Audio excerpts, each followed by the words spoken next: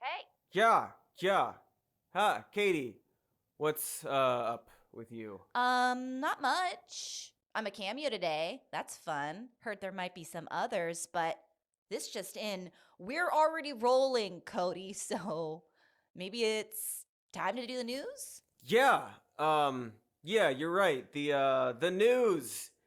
Here's some news. Well, there's an election coming up in which America will decide between a 77-year-old white man who had a hand in crafting and ruling the society that ended up electing a fascist, and a 74-year-old white man who's a fascist and openly endorsed police executions, and who's so incompetent that a global pandemic has now killed at least 220,000 people in America. Also, I forgot about the disasters, of course. I'm sorry. Let's not forget about the continuously increasingly more obvious increasing of the temperature of the planet, and storms, and fires. And why can't there be storms during fires? That could do it. Somebody invent that for society. Which, oh yeah, here's some more news. The end of the world.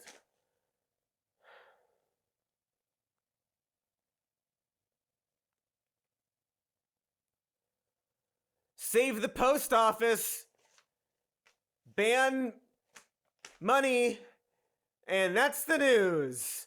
Despair and disease and Ted Cruz and fire, etc. and etc. Cody, do you not have an episode? Look, I don't know. It sucks. It farts teeth. You know? I mean, who's even, showering these days? Most people. Well, I mean, how special for them. Maybe if I had somewhere to be, I'd shower. Or, another human being in my proximity. And perhaps a nice backdrop. We don't even have our good backdrop. Remember when we had, a studio and lights and working toilets and a single other person in the room? Cody, do I need to fix your toilet? Sure, yeah. No, I'll get a plumber. Or learn to plumb. Let's, I don't know, we'll watch the Super Mario Brothers movie and wait for death, or something death-like, death adjacent, if you will. Plumbing adjacent. You know what, I'm just gonna do that.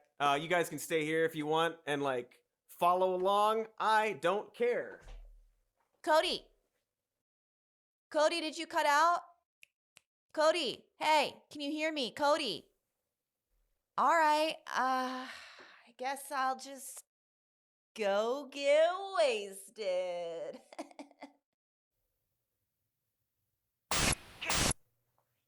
Can anyone hear me? It's me! It's your Cody. Listen to me. It's very important. I do not know if you can hear me. I don't know if the device still works. But if you can hear me, it's extremely important that you warn the Cody of the pasty yestertimes. Or as my people call it, the timeroony yesterdoodles. He is going down a dangerous path. Tell him for me. Leave a comment or like and subscribe and pass on my warning so that, something or other. Some kind of high stakes, right? For the movie. We're doing a movie, folks. This is a movie, and I'm the only character who knows that. And yeah, so let's say there's high stakes about the future, I say. And cue the music. And look at this thing I got. And we have cameos, hopefully. Actually, let's write a line for a cameo and see who we can get. Hey, Braden. Your mom told me you had a big boy day, and you're also a big fan of my work in Alvin and the Chipmunks, and she wanted me to tell you, happy poopy. Congrats on the big proud poopy you made, and who's a big good pooper now?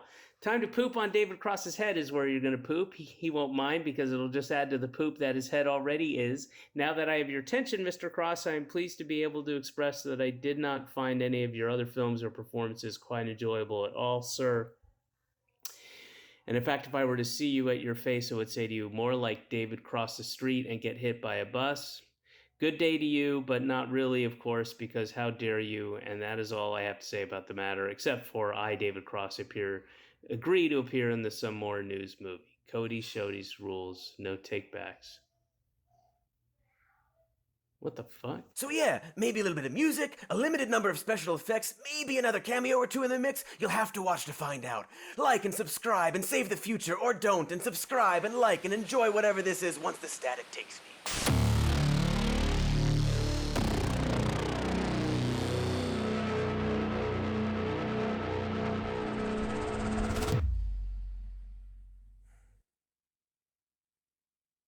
You still watching the Super Mario Brothers movie? I think I'm too late to stop him from going down the dark path. Welp, guess I'll have to help him along instead by sending this cool device back through time! A thing only I can do, only once, and it's never explained to the point that it sometimes becomes frustrating that nobody ever suggests somebody does it again. Anyway, now that I've done that, oh no, the static is back! Yeah! Oh, good, you're still here. I thought you'd leave. But alright, you called my bluff, so I guess we're gonna talk about the 1993 Super Mario Brothers movie that we all know and love. And maybe try to make it about the news or something, Paul. Can I call you Paul? Anyway, Paul, let's talk about this Bob Hoskins classic, and not like all those other looming and terrible things, okay? Can you give me this? Okay, consider it a day off. So here's what the film Super Mario Brothers, a film we all know and love, is about. A long, long time ago, the Earth was ruled by dinosaurs. They were big, so not a lot of people. Okay, that's not helpful, actually. So we got our plumber heroes, Mario and Luigi Mario. The Mario Brothers, being plumbers in New York, getting their plumbing gigs, like, scooped from them?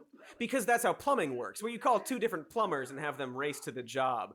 And then they meet Daisy, an NYU archaeology student who never had parents, and that makes Luigi super hard. He is super hard for orphans. Then her archaeological site gets sabotaged by the sinister Scapelli Construction, whose owner, Anthony Scapelli, has been trying to halt her dig so that his company can continue their work. You know, classic Mario stuff.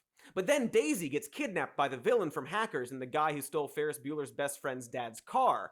And Mario and Luigi Mario soon discover that Daisy has been dragged into an alternate dimension where dinosaurs have evolved instead of apes. And adventure! You know the film. You know the plot. We've all seen the classic award-deserving Super Mario Brothers many times, and how then Mario and Luigi Mario enter a dystopian version of Manhattan, where the rest of the world has dried into a desert, and citizens live in a sort of oppressive fascist state, as demonstrated when Mojo Nixon is black-bagged off the street for playing music in protest. Hey guys, cheer up. Things will get worse. We ain't got no water anywhere. Food's bad, so's the air.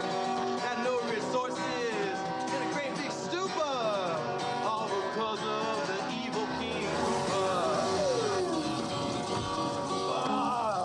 You know the law, Toad. Hey, wait a minute. You can't arrest a guy that's just singing a song. Classic Mario, folks. We love it. We love Mario. So Mario and Luigi Mario go to jail for interfering with the arrest, where they are promptly mock executed before being thrown into a literal cage.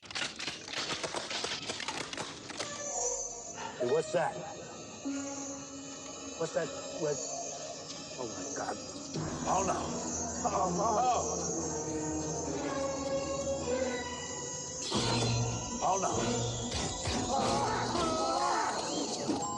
no! You know that level. The mock execution level of Mario? This is when they meet King Koopa, the ruthless leader played by Dennis Hopper with a ridiculous haircut. Boys, sit down. How's prison? Ah, yeah. Look at that germaphobe. Just a fascist leader with the hair who hates germs. That's right! It's him! We can't escape him. I tried. Even in the classic and beloved Super Mario Brothers movie. This fucking president of a country. This country, somehow. The villain in the movie. Who also happens to be super creepy with the ladies. So clean. Don't fight it. You know you've always been uncomfortable in the human world, and you've at least suspected that you were a real Biff Tannen type. You know, who was also specifically based off of Donald Trump. The villain we all knew about. Hanging out in a golden apartment atop his weird tower with his name on it. He's the only person who does that. And we all, for decades, agreed that it was gross and stupid. And that he's just some rich prick screwing over the little guy, the worst parts of America and people. Like a guy accused of sexual assault by tens of women and bragging about how he just grabs women because he thinks they let him, and who, according to a sworn deposition by his ex-wife, got botched hair plugs by a doctor recommended by his then-wife, and then pulled chunks of hair from her scalp and violently forced her to let him have sex with her. Years later, she would say that she wouldn't describe it as rape in a legal sense, but everything she described is what happened. In his golden lizard tower with his name on it. And you know what they say about little girls, don't you? And since he's been threatening to run for office since the 80s, writers always considered the bleak possibility that he'd someday have political power. Though at the time, it was a prediction they thought was as unlikely as, say, the Cubs winning the World Series in 2015, or failing that just a year later. Like, you know how a lot of movies and TV from this time might accidentally predict things in the future? People used to write about that in like list form for the internet. I wouldn't know anything about that, but, you know, like 10 totally dick-slappingly badass things movies got right about the equally dick-slapping future. And they have Star Trek and Transparent Aluminum on there, or how Virtuosity correctly predicted that Russell Crowe is deeply frightening. And none of that is necessarily prophetic. A lot of the inventions are based on sci-fi. It's a feedback loop, where writers and artists pull from where we are at the time and use that to optimistically, or quite often cynically, predict where we will go from there. Mostly cynically. I think the only bright future film of recent is that Tomorrowland movie that I and you did not see and will never see.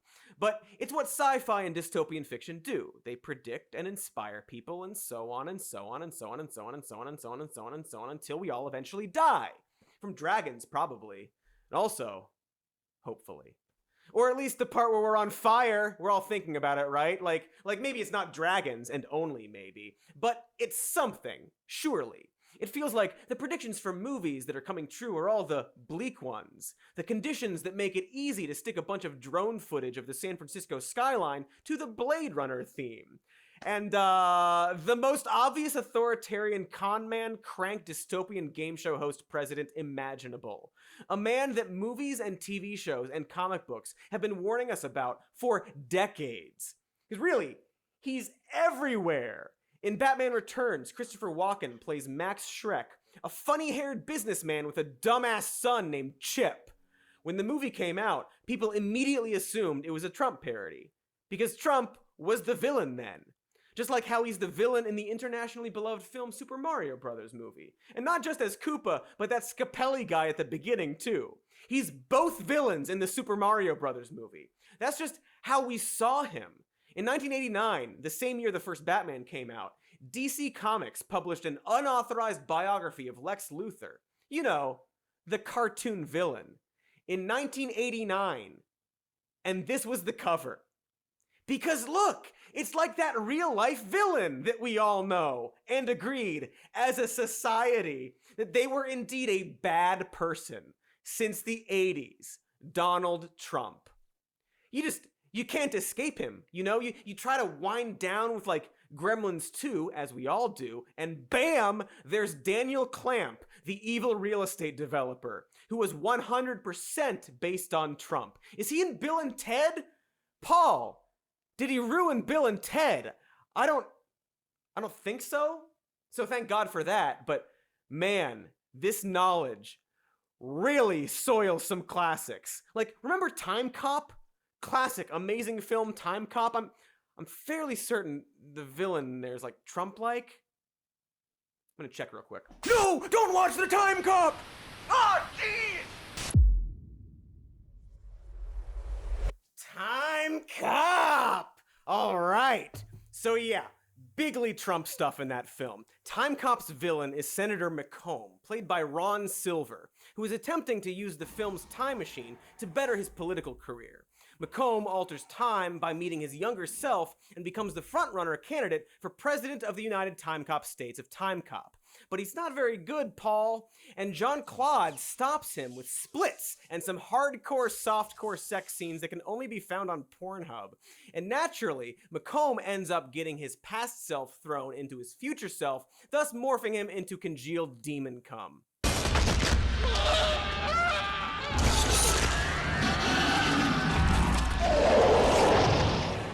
You know, as theorized by Einstein, Classic time travel. And while McComb doesn't look like Trump or anything, and you might feel like you're safe, he's not nearly as on the nose as King Koopa, he does say a lot of hair-raising lines. Elections are won with television. You don't need the press, you don't need endorsements, you don't even need the truth. You need money. So, tell me, how much is it going to cost to buy the network time I need? Hey, stop eating nuts! You're in a movie scene, Ron! So, McComb is established as an anti-immigration rich guy who doesn't need the mainstream media to help him win the election. Also, The country's going down the drain because of the special interests. We need someone in the White House who's so rich, doesn't have to listen to anybody. What's that? The senator was having a fundraiser. When I'm in office, it's going to be like the 80s again. gonna be like the 80s again. We just need a guy so rich that he can't be bought. We just gotta stop these, what did he say? A number of these reforms that I will outline tonight will be opposed by some of our nation's most powerful special interests. Yes, thank you. Very interesting, Time Cop. Anything else? The white supremacist party has qualified for matching funds, sparking many groups to petition for the abolition of the matching funds practice. Oh yeah, perfect. Perfect film about a total fantasy world where white supremacists embed themselves in politics and the president is a rich anti-immigration sleaze. But hey, it's like they always say. Maybe he'll calm down after the election. Time Cop. A now incredibly depressing film. Thank you, world. I really needed that sack tap of tragedy. What is this? Some sort of news? Nah, that ain't news. It's just stupid trash. It looks unimportant, but I'm still gonna leave it here. Like, lean it on the side of the computer. Like a mounted rifle that may be of use later, but that I doubt will be. So, it's interesting, though not fascinating, that in this Time Cop future, everything is a tad bit more fascist, much like Super Mario. You know how in that Koopa police state, Mario and Luigi Mario assault several police officers, steal a cop car, and go on to lead an anti-fascist resistance against the oppressive empire, eventually assassinating the leader after infiltrating his skyscraper, also known as goddamn Koopa Tower Jesus.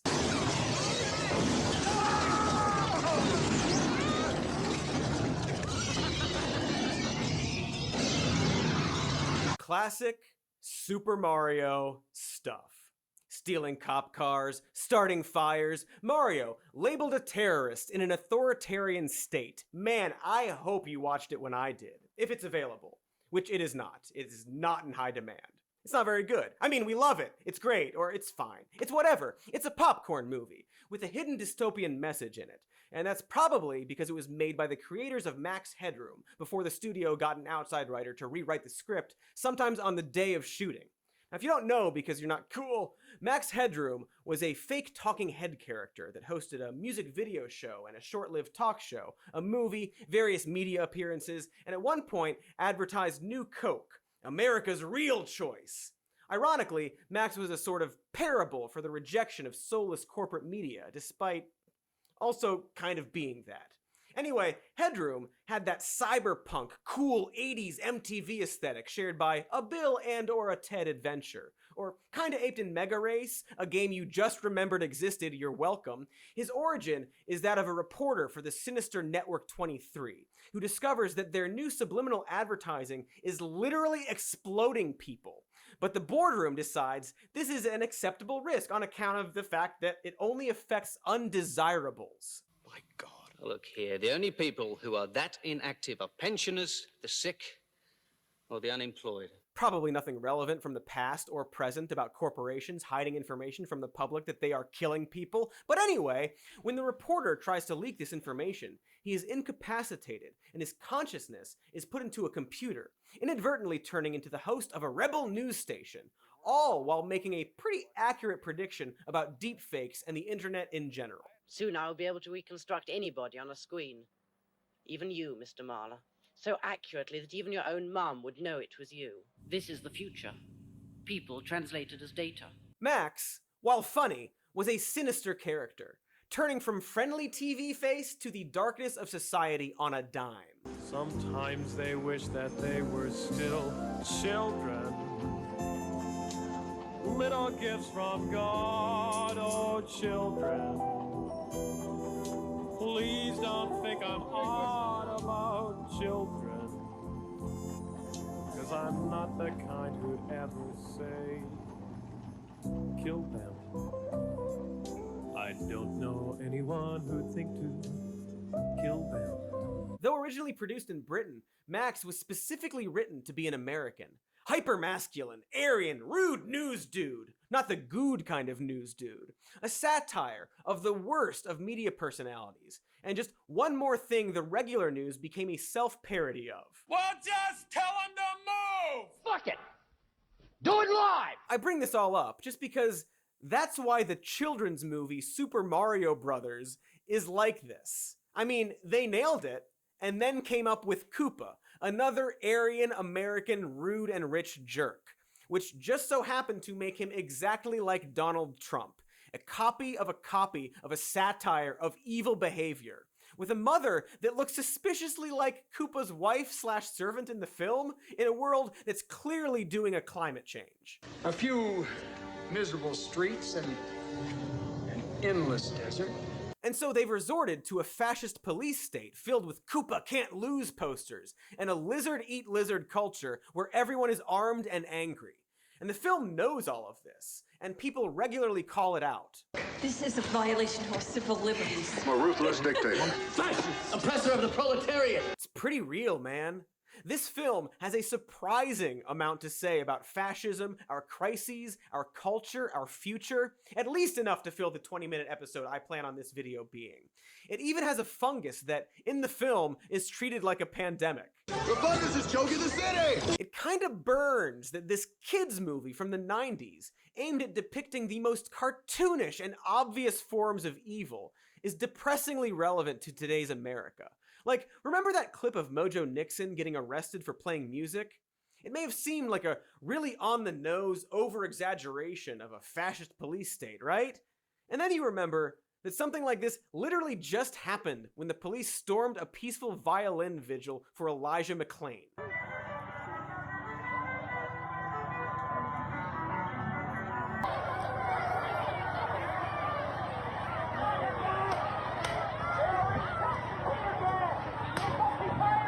Classic Mario stuff. Great movie. Everyone loves that Mario Brothers movie with all the fascism and 9/11 imagery. Mario, Time Cop, it's all the same apparently. I should probably watch more movies, because what else is there to do, honestly? We're just waiting for death anyhow. Let's pop in some bullshit while we do that. Wait! Stop, little Cody! What is that? It is I!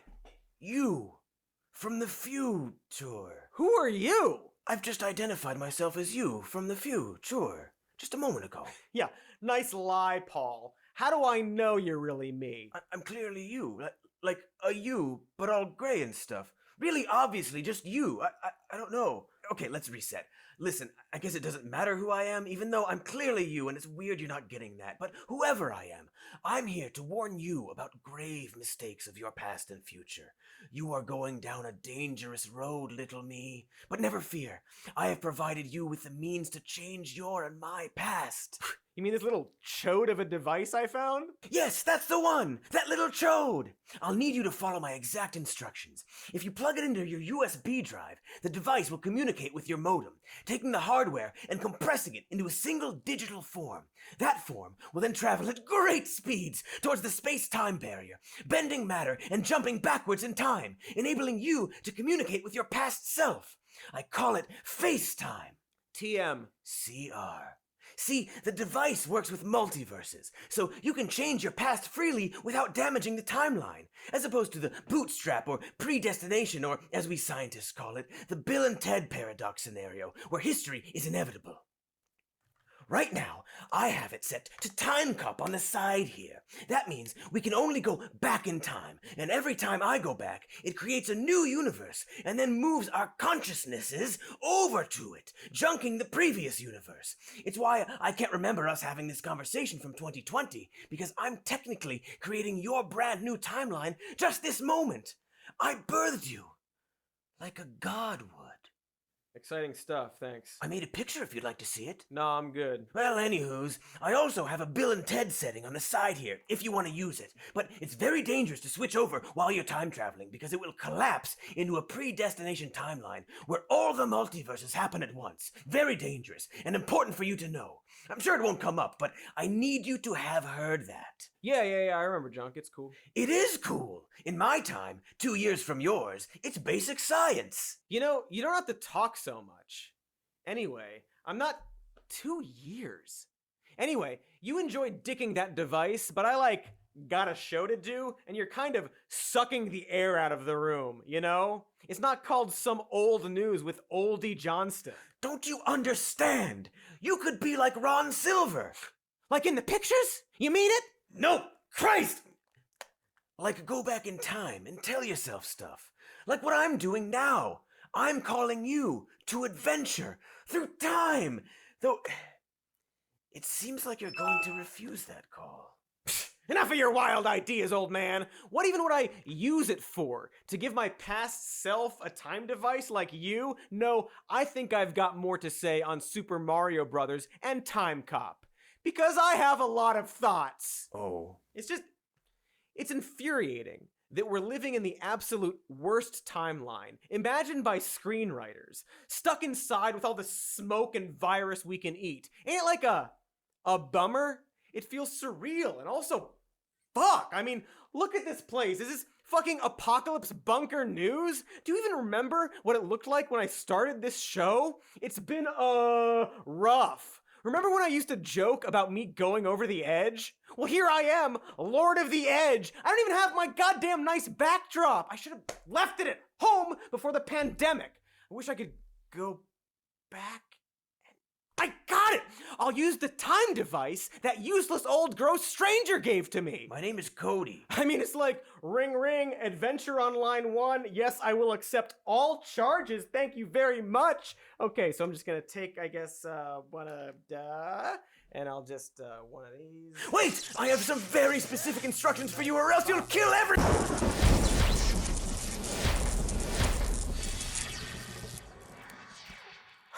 Yes, I am so into Googling this upcoming Gods of Egypt film and listening to Psy or something, because it's 2015 is the point, and I am very excited about Gods of Egypt. What the heck OG is Zoom? Why is it on my computer? No, Cody, stop! Don't eat that sandwich! I'm not eating a sandwich. Okay, well, stay away from any sandwiches for a while. Trust me, I'm from the future. I'm you from the future. Are you turning into a werewolf? Just shut up. Shut the fuck up for once in your life, you absolute fucking air suck. Shut your harping maw and focus your sponge brain on what I have to say. Listen, in 2016, Donald Trump will be elected president of the United States, and it'll be just a very weird bummer. A real, wait, what? Boo-hoo wah-wah for, everyone. Even people who think they're happy about it.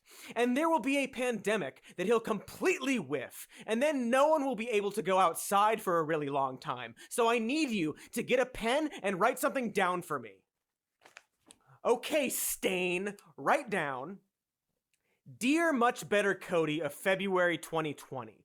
Coronavirus will get worse, and as you know, the president not so good. So don't forget to bring home your good video backdrop from the studio. You get all that? Yeah. What do I do with this? Keep it on the fridge or something. Use your fucking brain, man. Okay, thanks. See you never. Oh, also invest in Tesla! Ah, he's gone. Oh well. Come on! Eat me raw, time travel! No! What? It worked! That gleaming fuckface finally did something right! Oh, I couldn't stop it! I couldn't stop it! Ah! Ah! Owie! Ow! Owie! Owie! Owie!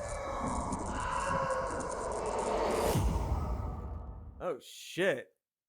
That old man died. You know, I'm starting to suspect that it might have been me from the future. That's probably bad. I don't understand. All I did was get my old backdrop back. I did it for him, for us. And this is how he thanks me? By not existing? I mean, come on! Who's the asshole here? Huh? And oh, it looks great. I wonder if there's other things I can fix.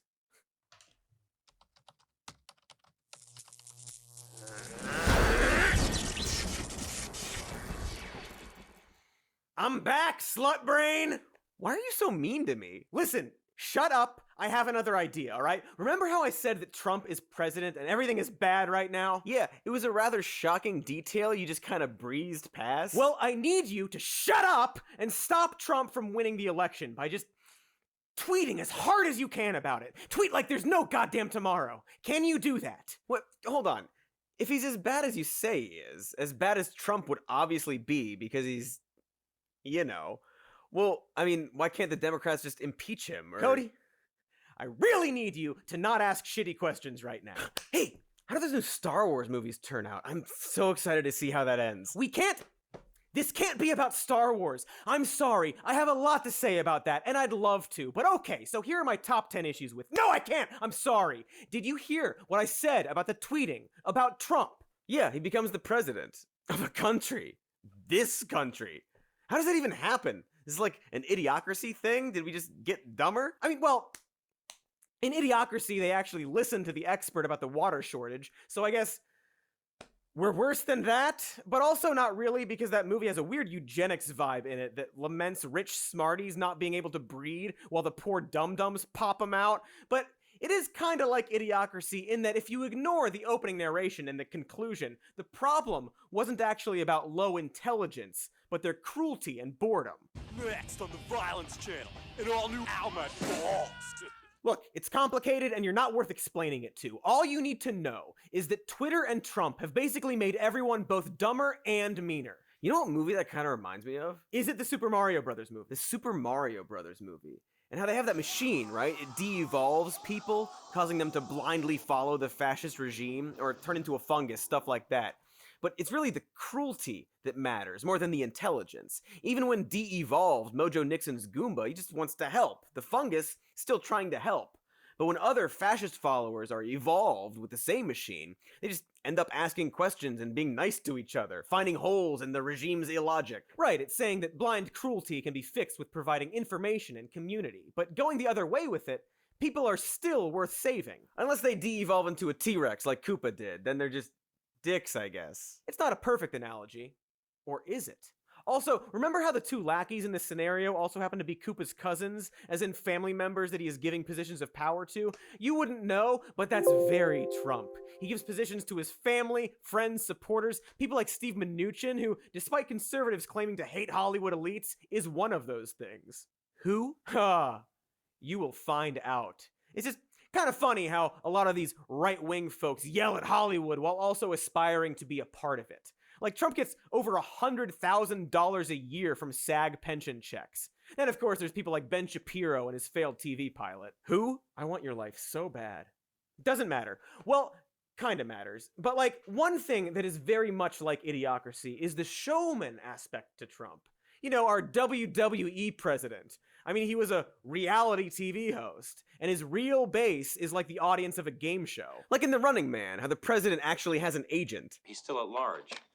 Yeah, well, they'll get him for me. Cadres can't have it both ways, huh? They want ratings, I can get 10 points for his biceps alone. Hello. Yeah, this is Killian. Get me the Justice Department, Entertainment Division. No, hold that. Operator? Get me the president's agent. Yes, how outlandish for the president to have a talent agent, they once said. A game show host and his elderly supporters cheering on with cruel glee at protests and journalists being met with police aggression. Fox News celebrating protesters getting hit by cars, boomer Twitter, everything James Woods says. Not to mention that protests over food and a lack of it is something we might see on the horizon as food banks are now being overwhelmed, and also climate change. And the guy leading the horror is a reality TV star obsessed with ratings while people literally die on his watch. A thing that is kinda happening now, but with less aerobic dancing. But Not much less. It's just an idea that you say, okay, let's assume this is happening. Let's assume there's an economic disaster in a future time, let's say 2013 or 19 or whenever it happened. And the networks are competing against each other for ratings. The government is involved and they are actually paying the networks in order to keep the people away from the streets, from rioting, and keep them glued to the TV set. And everyone is hooked together, government, network, and dictatorship and economic disaster. These movies looked at whatever the worst of their era was and thought, wouldn't it be a bummer if our future cultivated the darkest ideology of today and then produced something vaguely Trumpian? Because, and I really can't stress this enough, a lot of the villains of this time were based around specifically Donald Trump specifically. Why are you talking to me like you've already told me that? But yeah, even Sesame Street had a Muppet character named Donald Grump, who's regularly appeared on the show since the late 1980s. His plotline being that he was a greedy slumlord who tries to take over Oscar the Grouch's trash can and replace it with Grump Tower. This is Grump Tower, the first Grouch apartment building in the world. Isn't it, Tony? No. He traded his trash can spot for this hunk of junk. That's right, and I can't tell you how happy I am about it. I mean, just look. I've got Grouches living all around me here. Hey, Ronald, this is Ronald Grump.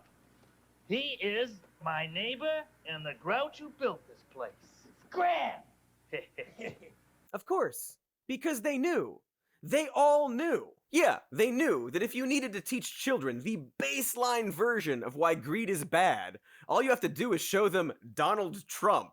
Everybody knew. It was a joke. Ah, we all know about Trump, the cartoonishly evil guy. Let's get Joe Pesci to play him. Celebrity on Sesame Street. Big laugh as Trump spits on Elmo, which, in fairness, we all kind of want to do, right? I mean, look at him. Mediocre felt trash. But of course, it's just a parody, folks. The real Donald Trump would never spit on a child. That is bad, Bob. Oh, no, there he is, spitting on a child extra in the outtakes to the Little Rascals movie. Did you catch that? Let's watch it again. It is amazing. That is bad, Bob. That's not a scene from the movie that he's acting out. It's an outtake where, after he was supposed to eat popcorn during the scene, well, then, in an outtake, he spat it out. And if you look down at what he spat it on, it's a child. See, the bit in the scene was that he, a billionaire, was stealing a nearby woman's popcorn. Because he's a bad person. You get it? Then, in an outtake, when the scene was over, he went ahead and spat on a child. He spat on a child. Spat right on a child. The guy that apparently will be the future president? That is bad, Bob. Yeah, man, that's why you gotta tweet. Don't forget to tweet. It's on you now. I swear, I will tweet as hard as I can. Rock hard. You fucking better. Now get going, you little scamp. I can take it from here. Go play Bloodborne or whatever you losers do in 2015. Maybe I'll go to the bank. Yeah, don't forget to wear a mask. What? Just wear a fucking mask, okay? Sure. Love you. Love you too. Oh wait, also buy stock in Tesla! Damn, he's gone. Whatever.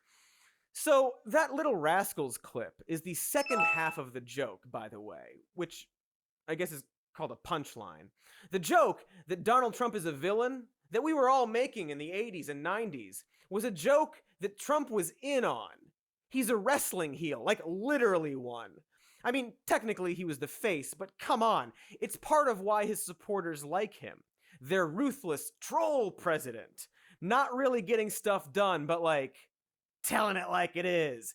Pissing people off. Grabbing them pussies. We love it. It's part of that whole resentment towards experts and the elite. The weird fantasy that Trump is like the Bugs Bunny to the left's Elmer Fudd. If Bugs Bunny was actually Montana Max. Because he's not any of those things. He's the humorlessest version of a comedian. The dumb guy's smart guy. Like, he had a cameo, along with fucking Anthony Scaramucci, in the Wall Street sequel, a film about, you know, greed. Hey, is this the one and only Gordon Gekko? Hey, Donald. What are you talking about? You're the one and only. So now I've got competition. It's a great place to get a haircut. I love this place. I've been coming here since the 80s. Well, the 80s are no longer, Gordo. The world is a tough place. Oh, right, and I forgot to mention he's a terrible, terrible actor. Not that that really matters. And also the scene was cut. And also, Donald Trump made ridiculous demands on exactly which angles and lighting he was to be filmed with. So I guess we just watched the him looking good version. Also, he forces filmmakers to put him in their movies if they film on his property, which is probably why he shows up in Home Alone 2. Because again, he sucks. Although, it's important to be fair and balanced, TMCR. So, it's time to check in with our Met Trump on the set of Home Alone 2 correspondent, the star of Home Alone 1, Macaulay Culkin. Hey, is this the guy who keeps on sending me the fake cameo requests? How'd you get this number? Was it Skeeter? Did Skeeter give you this number? I don't even know why I answered this. Look, this is harassment, and I'm going to have to call the cops. Yep, thanks. Anyway, he's the villain. Trump is literally the orange man who is bad. From the TV. That's his thing. He had a reality TV show that ran for 15 seasons where his bit was to cold-heartedly fire people from their jobs, and then we made him the president of a country.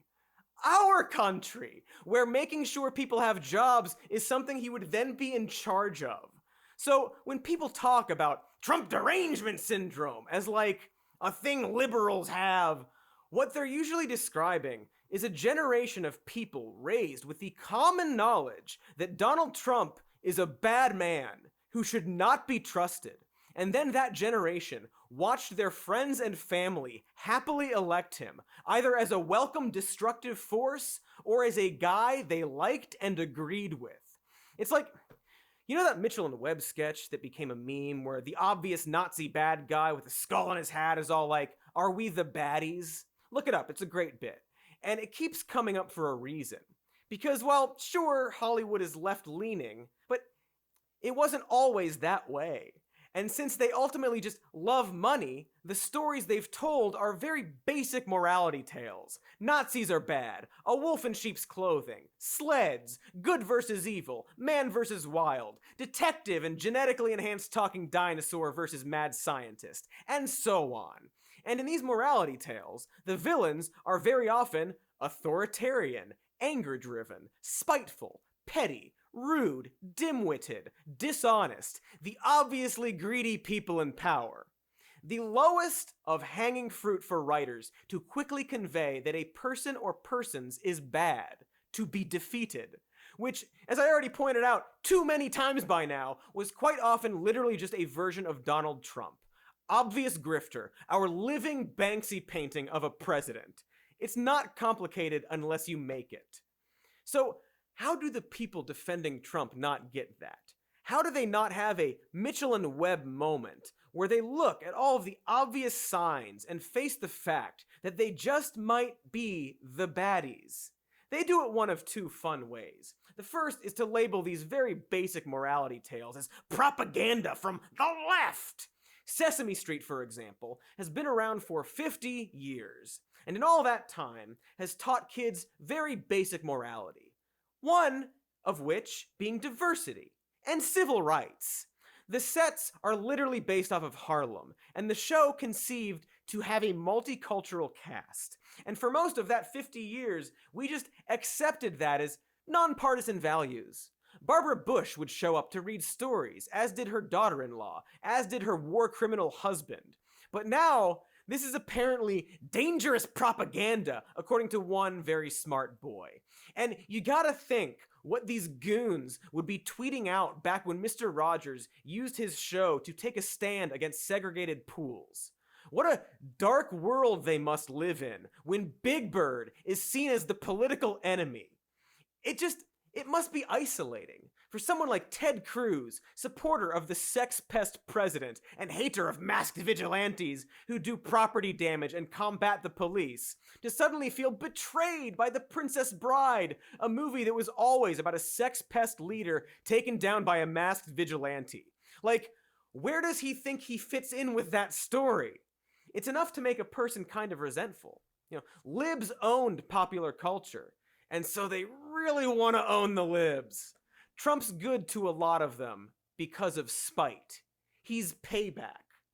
The other and more hilarious method of denial of what art is about is to either pretend to or actually misunderstand what these films are trying to say, and then insist that these films and stories are actually about the things they dislike. The story, I'm not gonna bury the lead on this one because I think it's hilarious. Unmarked vehicles pull up, feds jump out, and then walk up to Antifa and just snatch him up. Gone. And you know what? I mean, it's funny to think because I'm thinking about like when I was a kid, you know, watching, like when I was younger, watching V for Vendetta or any of these movies. You'd imagine that anybody carrying out these governmental black baggings were the bad guys. That's a good point. No, not here. Oh yeah, do it, Tim. See, the trick is simple if you're stupid.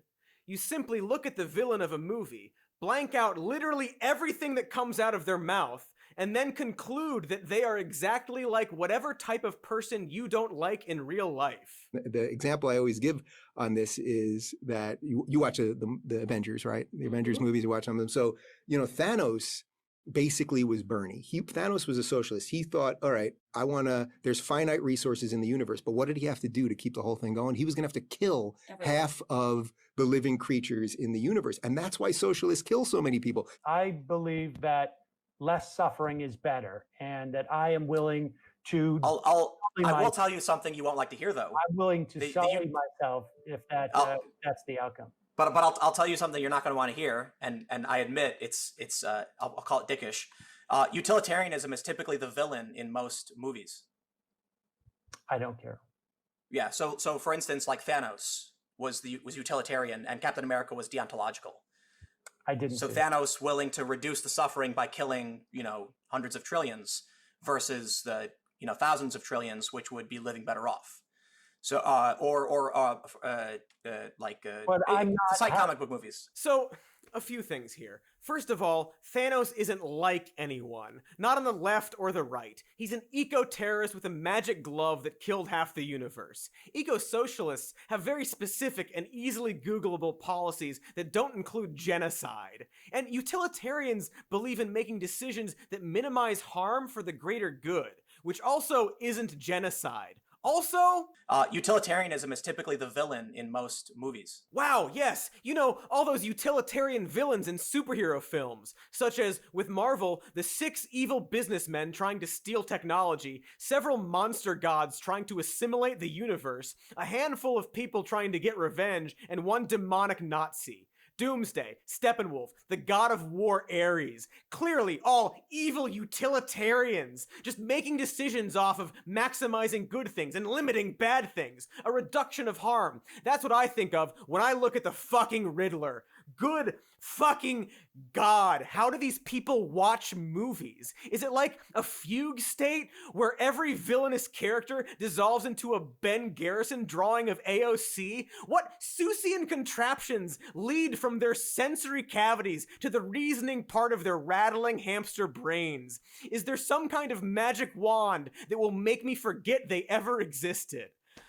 Oh, it kind of makes you wonder what the older Robo and Time Cop watching generation think the message of these films are. You know, the people who probably voted for Trump or are literally Donald Trump, who in 1997 described Bloodsport as an incredible, fantastic movie. Do they see Doogie Howser in his Nazi uniform and think, ooh, how stylish, what a fun action romp I'm having? It just must be a real bummer to make films like RoboCop or Starship Troopers or Total Recall and then watch the messages go completely over their heads, Paul. Verhoeven, who I've been talking directly to this entire time. Also, my past self, I guess, earlier. I don't know, it's stupid. Also, neat fact for Paul, Trump has actually gone on record saying that Citizen Kane is his favorite film. And, I kind of feel like he might be watching that a little differently than us. But also, he's probably lying and just watches Bloodsport and Hard Target a lot. And like, come on, Don, just say that. It's probably your best and only good quality, and you shouldn't hide it. At least then, nobody can pretend you don't mean it when you suggest we nuke the hurricane, a thing you definitely wanted to do. Can you hear me? What? I said, can you I'm sorry, folks. It looks like we're having technical difficulties. Cody! Hey, dipshit Cody! Who are you, sir? Why have you taken over my computer? It's you from the future. What's that, young man? I'm you from the future! Look, I can't hear you. I'm gonna put on another movie. Motherfucker, do not shut me off! Ooh, new Bill and Ted. My goodness, that film is extremely relevant to everything we've been talking about. It takes place in present time, with an adult Bill and Ted, who were led to believe in the previous films that they would write a song that would unite the world. And the reveal is, they didn't actually do that. This older, comfortable generation realizes they didn't fix the world. And everyone in the future is super mad at them because time and space as we know it is going to unravel unless they come up with the song. An existential threat, as it were. And so instead of doing the work, they travel into the future to steal the song from their future selves, just kicking the can further down the road, insisting that they will surely fix it. We're gonna fix it. Only to discover that their future selves are terrible and bitter and are actually the villains of the film, along with a group of future people who think the solution is to actually kill Bill and Ted. You know, the older generation needs to die before the problem can be fixed. It's a real facing the music situation. And boy, that's familiar. As if writers and directors and artists know that the blind optimism and lack of action in the 80s and 90s is coming around to bite us all in the ass. You know, like how climate change is rapidly approaching and in fact currently happening, as evidenced by me simply looking out my window to see billows of smoke. And that's not new. That's been on our mind for a while. Total Recall is about an evil corporate dictator trying to maintain control over Mars resources. Waterworld, Mad Max, the Grand Super Mario Brothers, of course. And you can't forget the charred wasteland in Max Headroom, who, by the way, was played by Matt Frewer. You might know him as one of the dads in Honey, I Shrunk the Kids, or the trash can man in the 90s adaptation of The Stand. Another story about the world ending from viruses and stuff, but honestly, who has the time? You gross nerds might also recognize him as Berlinghoff Rasmussen, an eccentric time traveler from the Next Generation episode, A Matter of Time. He shows up just as the Enterprise is attempting to regulate the climate on an alien world, adjusting the carbon dioxide levels so that the planet can survive. And old Berlinghoff claims he's there as a temporal historian to witness the event, constantly hinting at some kind of imminent disaster relating to the climate of the planet. And Picard flips the flip out and tries to get this guy to tell them what mistakes they might make. And in the end, it's revealed that Berlinghoff is actually from the past, found the time machine, and has been literally just pocketing shit he finds on the Enterprise. You know, just a grifter, playing off people's fears of a dying planet, hoarding whatever he can in the process. Seems a little relevant, Paul. These are all older films and TV that knew this would be an issue of the future, because much like the villain Donald Trump, we had been talking about it for decades, but not actually doing anything about it. You know, like how all these films put a scientist, Jeff Goldblum type into the mix, who no one listens to and ends up being right. And yet at the same time, we did that exact same thing about climate change and a whole lot of other stuff. So global warming was a pretty easy guess from films like Soylent Green and, I don't know, Solar Babies. Does anyone remember Solar Babies? Should I watch Solar Babies to see if it's any good? Hold on. Nope. No, that was terrible. It's just a bunch of nonsense. There's an orb and roller skates. Don't ever watch Solar Babies. Although, it did have obvious Nazi villains in it, and was about the re-education of youth to condition them to a cynical world plagued by climate change. You know, slowly normalizing horrible things for kids instead of changing them. Might be something to ponder, actually. And how movies love obvious Nazi villains, and have inadvertently trained people to not recognize or acknowledge fascism unless the people in charge specifically dress like Nazis. As if Trump doesn't do fascism or represent a fascist movement unless he literally gets a Hitler mustache and does the hand thingy. And in a way, this is part of the whole normalization process, where if it doesn't explicitly look or sound like past evils, then enough thick-domed grifters can lull you into believing it isn't the same thing. And sure, this isn't specific to solar babies, but I really need a reason to have watched this film for the video, so don't take this from me, please. Anyway, this concludes our segment titled, Not Much to Report About the Movie Solar Babies. Boy, oh, Paul, these movies loved Nazi stuff. Just look at this adorable goddamn fashy fashion. And remember Barbed Wire? No? No, you don't, and you're kind of shocked I'd bring it up? Well, that film takes place in 2017, during the Second American Civil War. And the bad guys are literally just Nazis in that film. Like, they didn't think they would be some new faction of cyber fascists or the robot KKK, but rather just dudes dressed like Nazis. And there's a whole plot line with Xander Berkeley where he begins the film as a dirty but honest cop who almost gets swept in with the Nazis when the Nazi soldiers come into town and take over for the police as they hunt down a resistance. Like, take over the streets and start kidnapping people they deem to be criminals. Because wow, along with Nazis, these films of course have some stuff to say about the police and capital punishment. The aforementioned Running Man, Stallone's Judge Dredd, Escape from New York. They're all about... It's actually been a long time. Hold on. Okay, well, I just remembered that I did watch Running Man recently, but oh well, I watched it again. Threw an Escape from LA as well, but it turns out I didn't need to. So yeah, it's all futures where prisoners are murdered in elaborate fascist and often for entertainment ways, and only one of those series actually ends with a hopeful revolution, as opposed to the main character simply getting away from the problem. In the case of Escape from LA, Pliskin literally shuts off all the power in the world and sends us into the Dark Ages, and that is our happy ending. Because he concludes that humanity is no longer savable. Despite surfing with Peter Fonda, that's somehow not enough for him! And the films cover a whole spectrum from satirical to only a little self-aware to not at all self-aware. Like, startlingly unself-aware. You remember the 90s Judge Dredd? The best Judge Dredd, that's about judge cops who are allowed to literally deal out death to street criminals without a trial. Imagine that!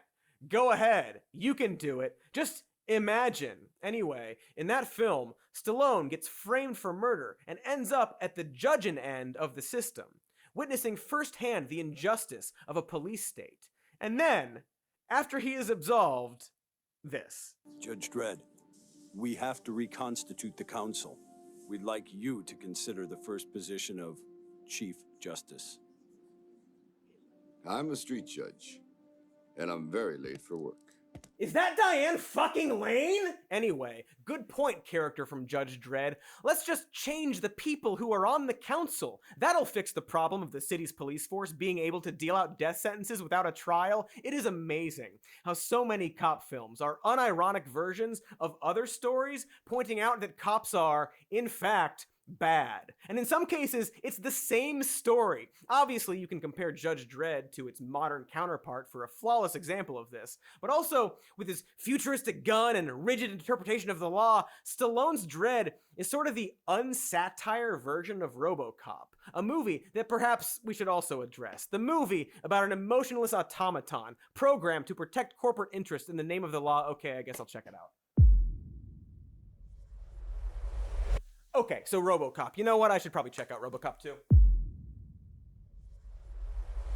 Oh man, RoboCop does not do much of anything in that one, and it was somehow longer, but we do discover RoboCop's secret weakness, which is magnets, because he's a robot. I better finish this series, see where it's all going. Okay, now there's somehow even less of him in that one, and his face is different? Why is his face different? It's like they got another actor, which is impossible, because he's played by RoboCop. But I do think I have a handle on the series now. Collected all the RoboCops up in here. Got all the RoboCops. So, the villain of the Robot Cops is Omni Consumer Products, a company that's made a deal with the city of Detroit to privatize the police in exchange for OCP building high-end real estate in poor neighborhoods. And it's revealed that the company is actually working with criminals to bring up crime in order to justify their police force and bring down property values. Gibberish, I tell you! And the result of police inciting violence to justify their actions, more crime over time, like a cycle of some sort, a symbiotic relationship between criminals and corporations and police, who cause even more violence with their presence.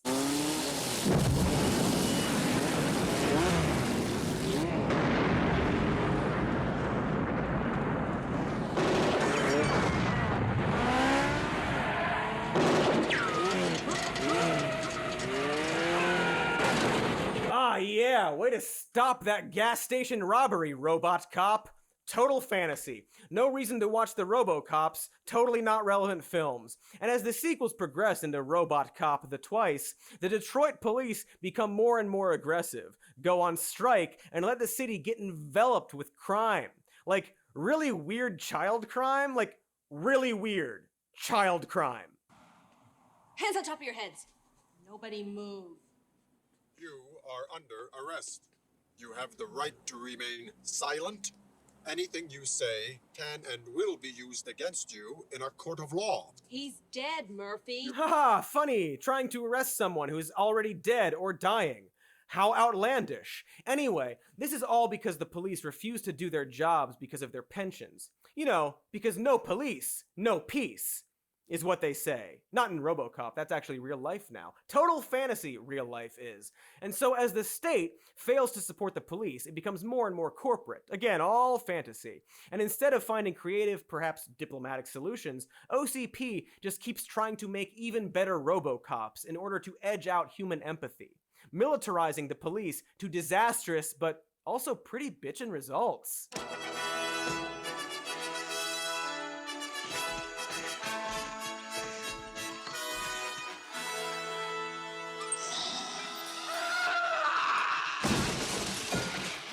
And then you, of course, get to the beloved RoboCop 3, and it's straight up about police evictions and a people's resistance. Also, he fights a ninja in that one. Best RoboCop. Best one of them all. Best RoboCop. Everyone knows this about RoboCop 1 and RoboCop 2 and RoboCop 3.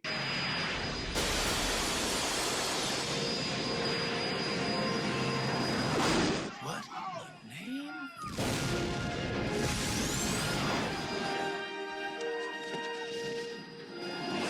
Perfect film that people have seemingly forgotten the message of, along with all the lesser RoboCops, and all the films I've mentioned and will mention. We've just spent decades dancing around all these ideas, this line between an authoritarian police state and a scrappy resistance, a Trump-like leader, a battle between the left and the right, because it feels like there's always been, in the back of our collective pop culture heads, this partisan juncture we were destined to face. This point in history, all these movies we're talking about when things would get really bad, and we dabble with the idea of mask-off authoritarianism in some form. Like, even the dystopian movies that parody the left, like Demolition Man, aka The Future Liberals Want, the movie, is about a fascist PC safe space cancel culture world that gets terrorized by an evil criminal who does kung fu to the sissy police until we're blasted back to sanity with edgy Dennis Leary stand-up. I'm into freedom of speech and freedom of choice. I'm the kind of guy who likes to sit in a greasy spoon and wonder, gee, should I have the T-bone steak or the jumbo rack of barbecue ribs with the side order of gravy fries? I want high cholesterol. They want to ban cow farts, folks! But hey, at least they're social distancing. These aren't just from the 80s and 90s, of course. Pluto Nash, a movie you may have never thought about until just this moment, weighed in with a reference to Hillary becoming president, as well as a nod to Donald Trump not being a president. That's right, Pluto Nash takes place in a world where Hillary won. It's the anti-Super Mario Brothers or something. And like, both Demolition Man and Pluto Nash are kinda also optimistic views of the condition of the world. Like, the world itself is really technologically advanced and kind of fun. Same with Bill and Ted's Future, and what I assume that Tomorrowland film is about. I don't know, I'll never watch that. It's all connected, maybe? I'll make a pinboard about it later, probably. And by the way, all this stuff I've been talking about, it isn't just movies, but also, like, books too. The Word Movie. Back in 1991, two guys named William Strauss and Neil Howe wrote a book called Generations that not only used the exact word millennials, but specifically predicted a crisis of 2020.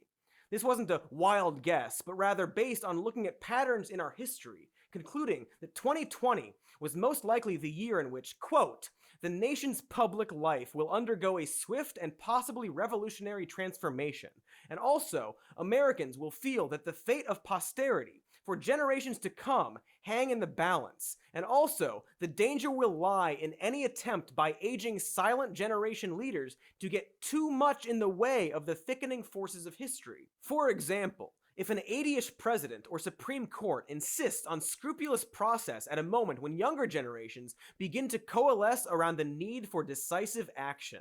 The 70s and 80s and 90s churned out dystopian fiction because there was a looming idea that things weren't going to go that great for the newer generations. But they didn't know exactly what it would be. Storms, aliens, a virus, Donald Trump being in charge, perhaps a killer shark or two.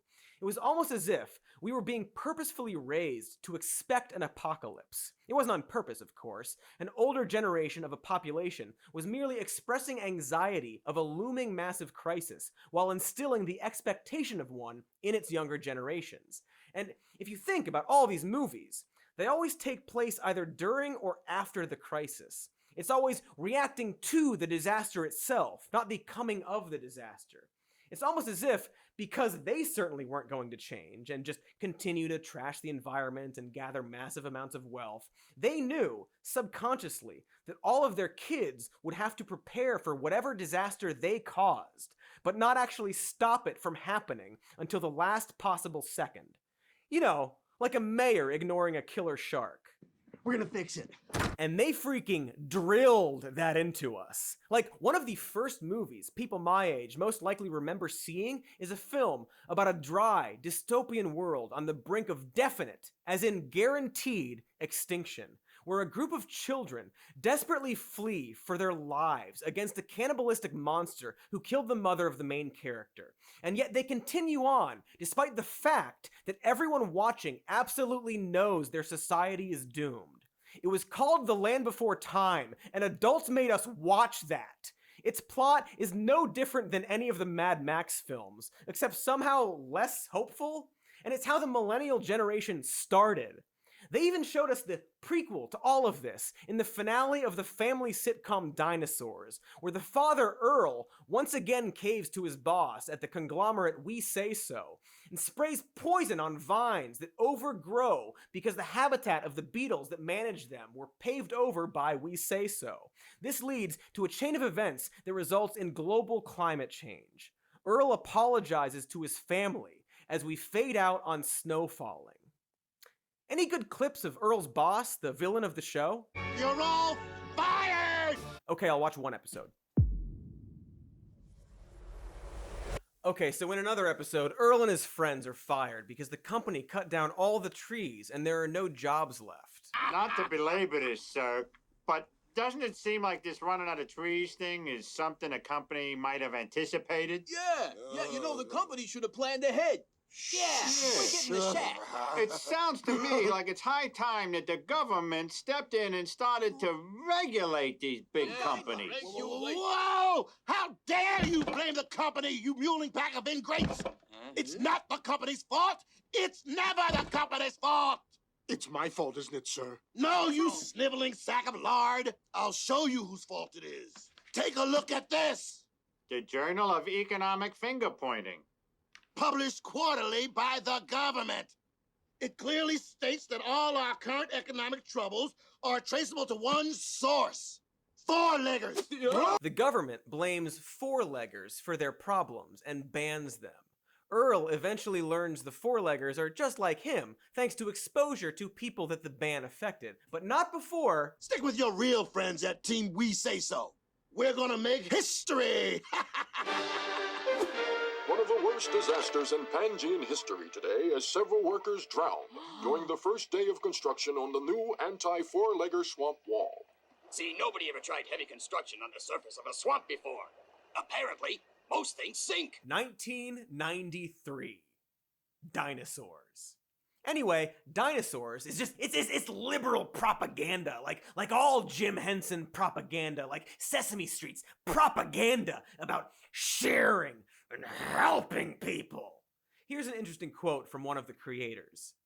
If the show has any value at all, it is young people have to understand that extinction is a possibility, so that they can remind their parents that if they are not taking care of the world for themselves, they should do it for the children.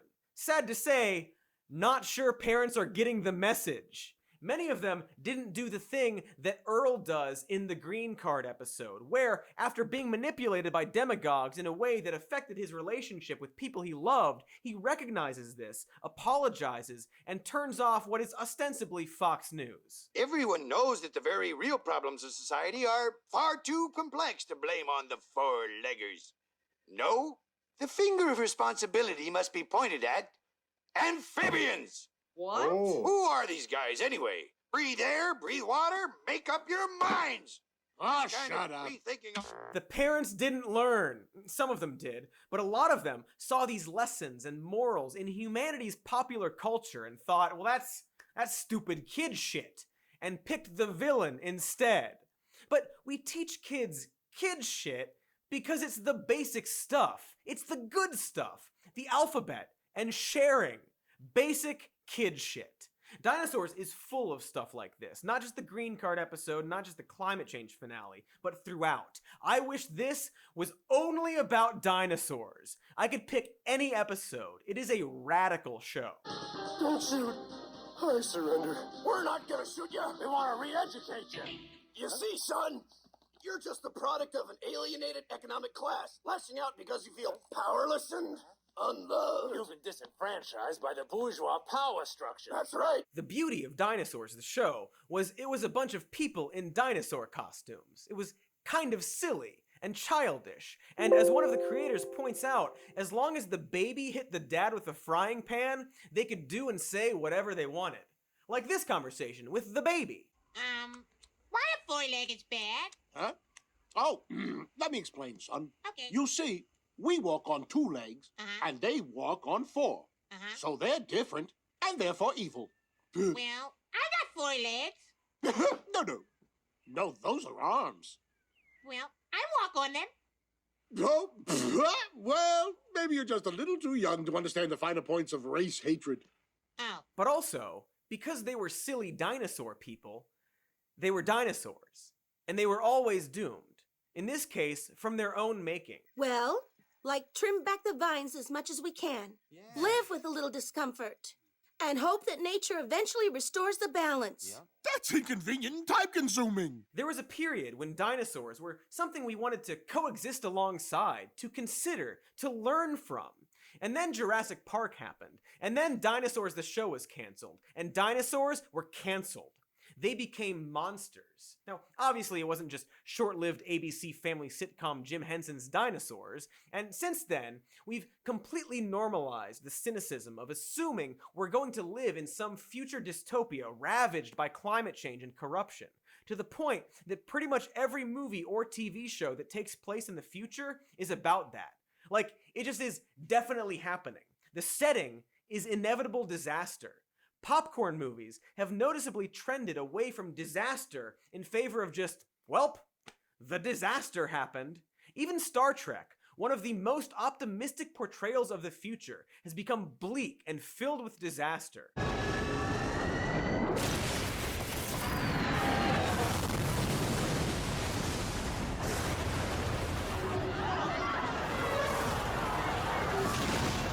We love our 9/11 in Star Trek, don't we, folks? Hey, 2015 Cody, you remember your 9/11 Star Trek? Math made that way easier, good call.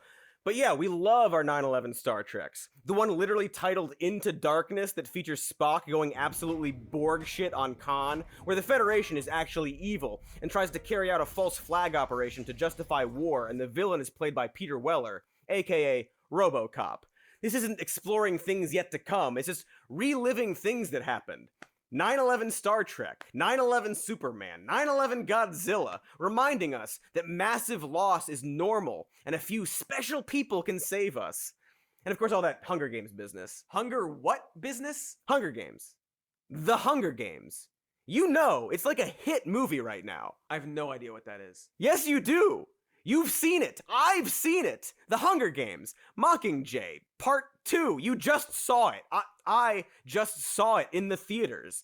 Was it really that forgettable? You saw it in the what? Look, I don't think you went back in time to do bits. There's this whole dystopian young adult craze going on right now. The future is not bright and so on. Except for Tomorrowland, which just came out. I don't think I'm gonna see it though. Nor will you. Hunger Games is the one where they sacrifice young people in order to maintain the status quo. And like there's this old white guy running things, and then Jennifer Lawrence leads a revolution, but actually just turns out to be a pawn for this other lady who promises this revolution, but actually just wants to do the same thing as Snow. Another Hunger Games, but like to the other side. And Jennifer Lawrence realizes that while one side, Snow's side, is obviously worse, it's ultimately all a part of the same oppressive system designed to fuck over the masses. It's just hitting the ball back and forth. Like if one side of the political spectrum was like, free healthcare is slavery, blue lives matter, and the other side was like, healthcare is a human right, reform the police, but really dragged ass on those things to the frustration of their more progressive base. Is there anything like that now with Trump, or am I missing the mark here? No, I think you're in the ballpark. Also, these new films all have teenage to young adult protagonists. That's interesting. Like, we used to have dystopian heroes in their adulthood, some swolled up action star, or the occasional plumber. But then we replaced the suffering hero for the plucky young Katniss Everdeen, or whatever the name of the person in the Maze Runner is. I'm not going to Google it. Cornubius Puzzlehawk, probably. But the writer of The Hunger Games specifically based the novel off of reality TV and war coverage. So it's not like they didn't know what they were doing. That the dystopia of tomorrow would in fact be a weight mostly carried on the shoulders of the young. 20-somethings dying due to some elaborate system built by adults. Cops are outside, I gotta go. Going to jail, Cody, is right. Like, even though The Hunger Games is about war, it applies to the rise of stuff like mass school shootings as well. The youth of today sacrificed to maintain the status quo, as they also are in relation to climate change. There's even a scene in that film when a little girl who happens to be black is killed senselessly because of the system in place, and her family and community rise up against the police and get sprayed by hoses and tear gassed.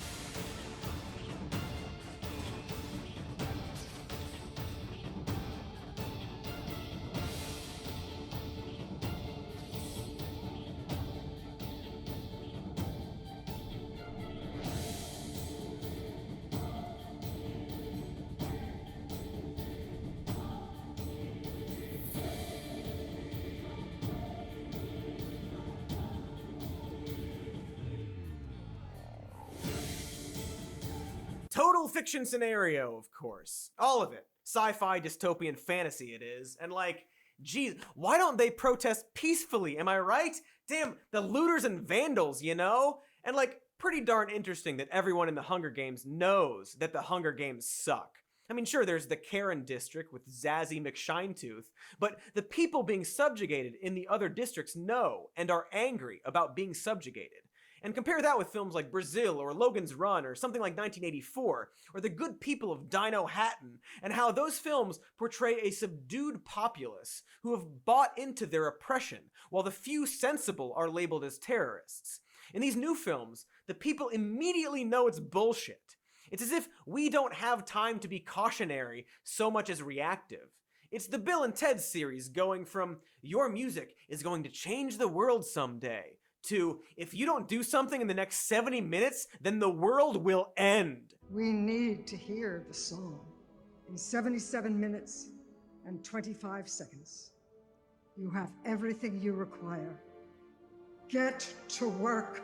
And this isn't the only end-of-the-world genre that has upped the stakes since the 70s and 80s. While there are always exceptions, your average disaster blockbuster has gone from a movie about a single cruise ship sinking all the way to a single cruise ship being all that's left of humanity. I don't really want to read too much into it because escalation is the natural evolution of spectacle blockbusters, but it's weird how we, the movie audience, are becoming slowly accustomed to tremendous body counts and an almost certainty that the disaster will be world-ending, going from a quaint film about Bill Paxton and Helen Hunt fighting tornadoes all the way to the entire city of Los Angeles being sucked off by hundreds of tornadoes. It's no longer Hollywood hunks like Bruce Willis or the extremely fuckable Robert Duvall blasting into space and saving the world from a single asteroid. The stakes have become bleaker and more man-made and more inevitable. Interstellar is about the world becoming completely uninhabitable because of climate change. The resolution isn't to save the world, but rather relocating a small percentage of the population. The solution is literally the villain of another film about the wealthy leaving the earth to die. We're no longer saving the world, but celebrating the few people who make it out.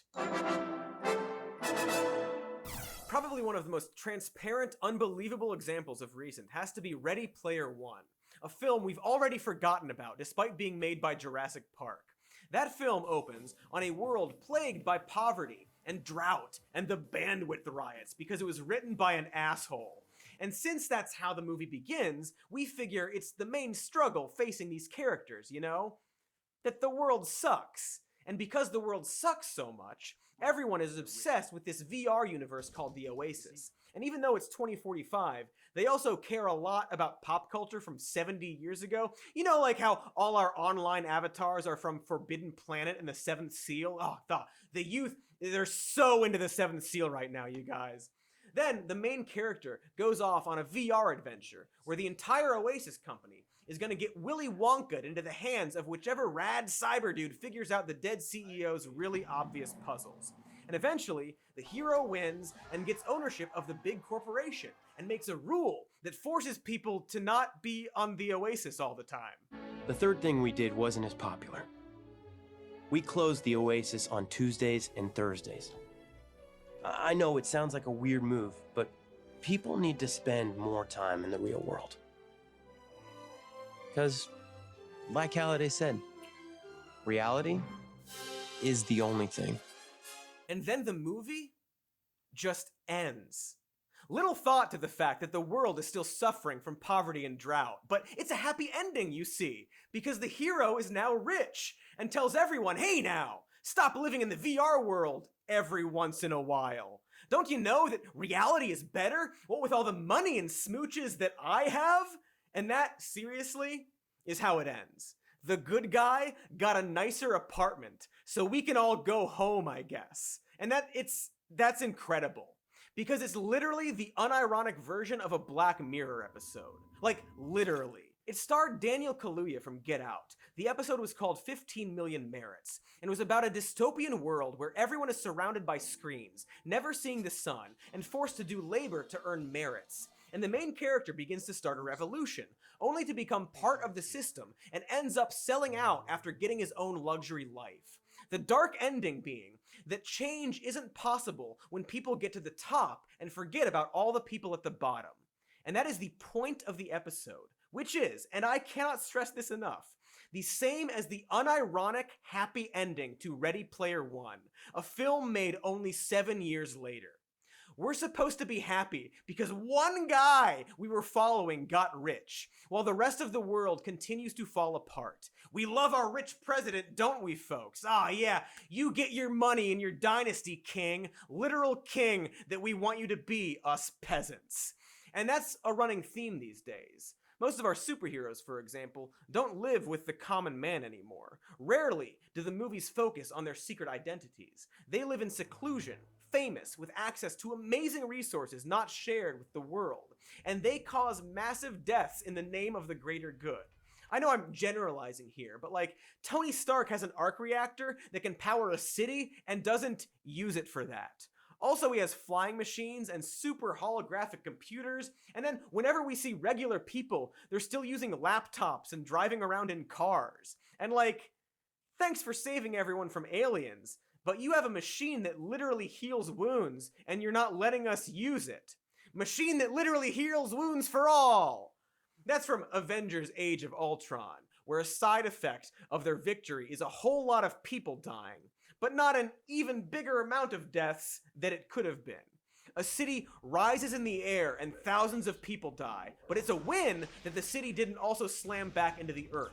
Great work, team. And sure, these films dabble in exploring the morality of this, but never draw a meaningful conclusion before moving on to the next big threat. 2 films after Ultron, the villain in Civil War is Helmut Zemo, whose backstory is simply that his family was killed in the city at the end of Ultron and blames the Avengers for it. Because it's absolutely the Avengers' fault? Like, Ultron was created by Tony Stark without much input from the government or like a vote or anything, and ended up killing a lot of people. And he should super be in jail for that. Instead, his punishment for causing that is hero's guilt. And while Civil War is all about whether or not the Avengers need to be regulated and punished, Zemo is still written as a villain, and the ultimate question of what to do about Captain Freedom and the Bloat and Metal Chap and the rest, that never actually gets answered. The Civil War never gets resolved because Thanos shows up. Obviously, that's justified within the story, but like, the writers made the story up. They chose not to resolve that. Same for the DC Superman, and when Batman gets specifically peeved about Superman's immunity to consequence, the film just introduces a hilarious goblin as a common threat, and the subject is never discussed again. It's very Bush-era politics when you think about it, where we justify any stamping of human rights with an argument that the terror is too great to bother with rules. And when you take away all the powerful bad guys coincidentally showing up before these debates can complete, you get a show like The Boys, pointing out that both the Marvel and DC universes are actually dystopian. Like, for the average person existing in them, they're a waking nightmare. And yet the films are framed from the perspective of the few people with absolute power. And that's, like, interesting, right? There's a socioeconomic theory called the wave principle, based on a book written in the 1930s. It's based around the idea that market trends cycle through waves based on the overall mood of a society. And this theory was later applied to pop culture and how films can also reflect the stock market. Because popular films are an extremely good indicator of our national or global mood, what stories we want to see, like how the Great Depression coincided with the rise of musicals and so on. And it doesn't take a degree to look at how back in 2001, America was attacked in a previously unfathomable terrorist act resulting in the death of thousands, an event that shocked the entire world. And then immediately after that, we started making countless movies about invulnerable people single-handedly stopping extreme threats. And as each film worked to one-up the last one, the stakes slowly went from Spider-Man saving Mary Jane from a mutated Power Ranger to Spider-Man saving the entire city of London. But you gotta get the bad guys, you gotta stop the murderer, even if that means the death of way more people. Now, do not get me wrong, Paul. These movies are all hella fun and junk, but they're kinda propaganda too. They're unironically what the films Team America and Starship Troopers were satirizing. An all-American, stars and stripes team sucking down martinis in their fancy base, too rich to care, flying off in advanced vehicles to turn other countries into war zones in the name of stopping terror, with absolutely no oversight and a shocking amount of mistakes and casualties in the process. That's literally both Team America and the Avengers. All deference to the man who wouldn't be king, but it's rigged. You bet your ass.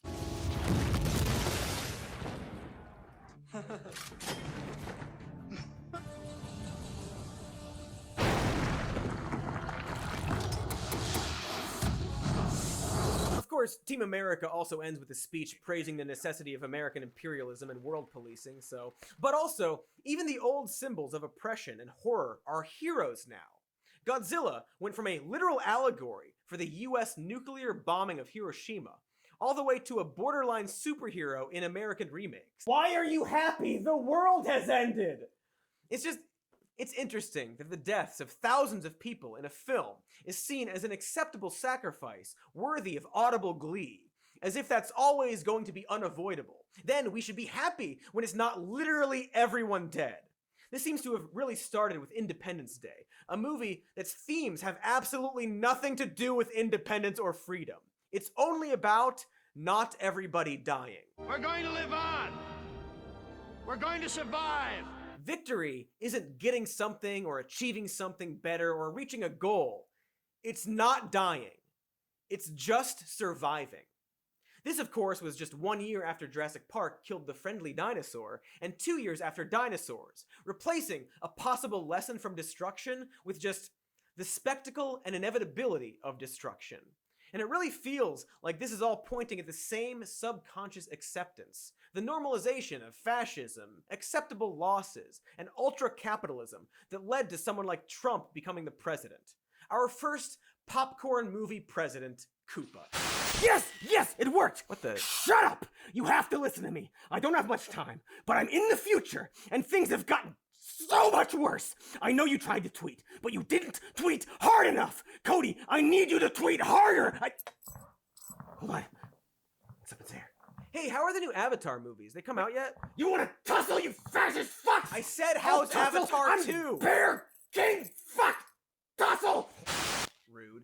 Okay, well, thanks for that, special report about the future, which from the looks of it is not doing great. Now, I know there's been cynical generations in the past, generations that suffered even worse hardships, like the Hindenburg and pastel suits, and probably other stuff between those two equally bad things. But the people inheriting the Earth right now are under crippling debt, a pandemic, multiple terrorist attacks, mass shootings, this guy, access to endless information about everything bad in the world, and then decades of our pop culture telling them that we will see the end of days. I mean, we got Futurama, so I guess that's cool. And also, I guess, optimism in Tomorrowland, but again, I'm not seeing that and never will. Never watching Tomorrowland. So, like a frog on a hot plate, we've just been conditioned to expect and accept the worst. Maybe crave it a little bit. I'd kick ass in a zombie apocalypse, etc. It's survivalist porn. But until then, just feel doomed at every little thing that happens, but also do nothing when the worst happens because, you know, the end of the world, it's fated to end, right?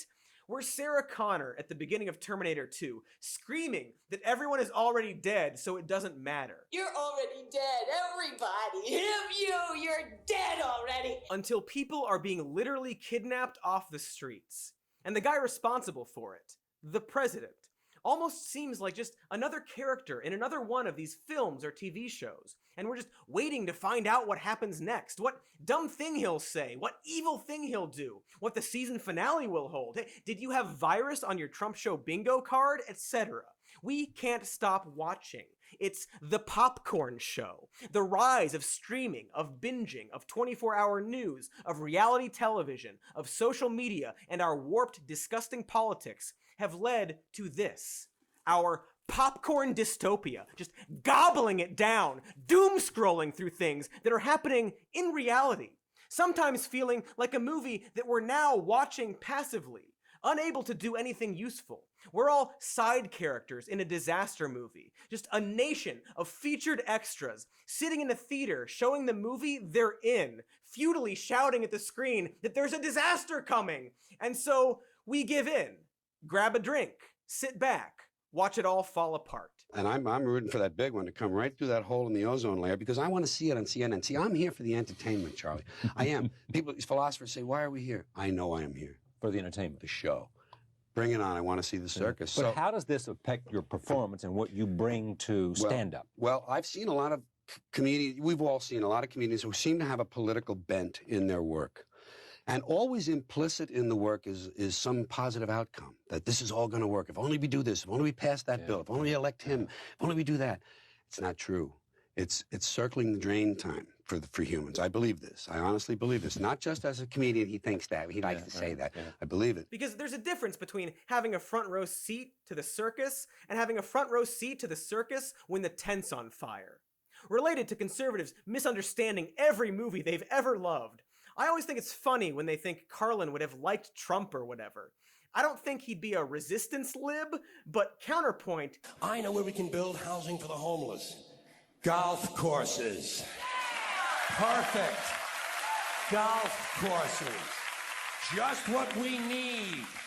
Plenty of good land in nice neighborhoods.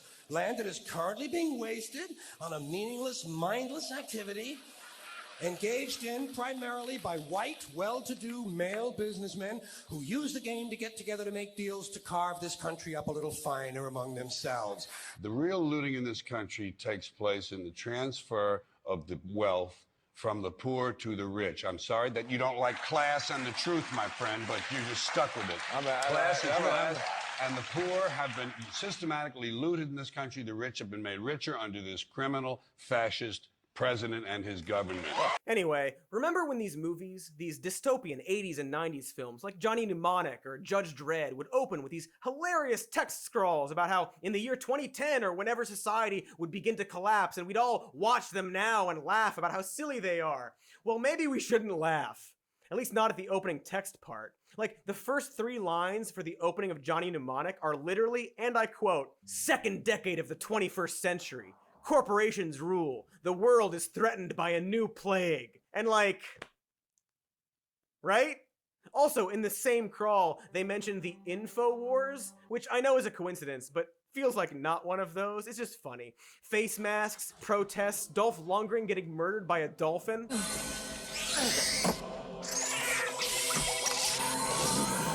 What spot of Satan?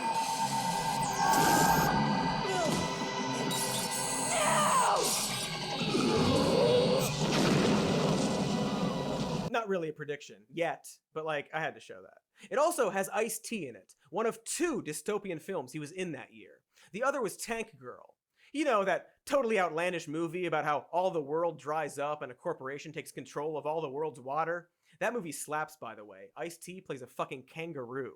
Iggy Pop is there too, in a scene where a character gets captured by a pedophile ring run by a woman that looks like Ghislaine Maxwell. Probably a coincidence, but feels like not one of those. Henry Rollins in the mix too, as a doctor in a makeshift pandemic hospital in Johnny Mnemonic, a film where there's an evil overcharging pharmaceutical company. Nothing relevant there. Nothing relevant about all these characters, from Mojo Nixon in Mario to Blank Reg and Max Headroom, coming from hip-hop and punk background. I don't know, that's interesting. It's interesting that once again, when standing removed from how a fascist police state would be fought on the streets, we basically imagined Antifa types as the good guys. Fucking weird, am I right, Paul? Super coincidences all around. The story, I'm not gonna bury the lead on this one because I think it's hilarious.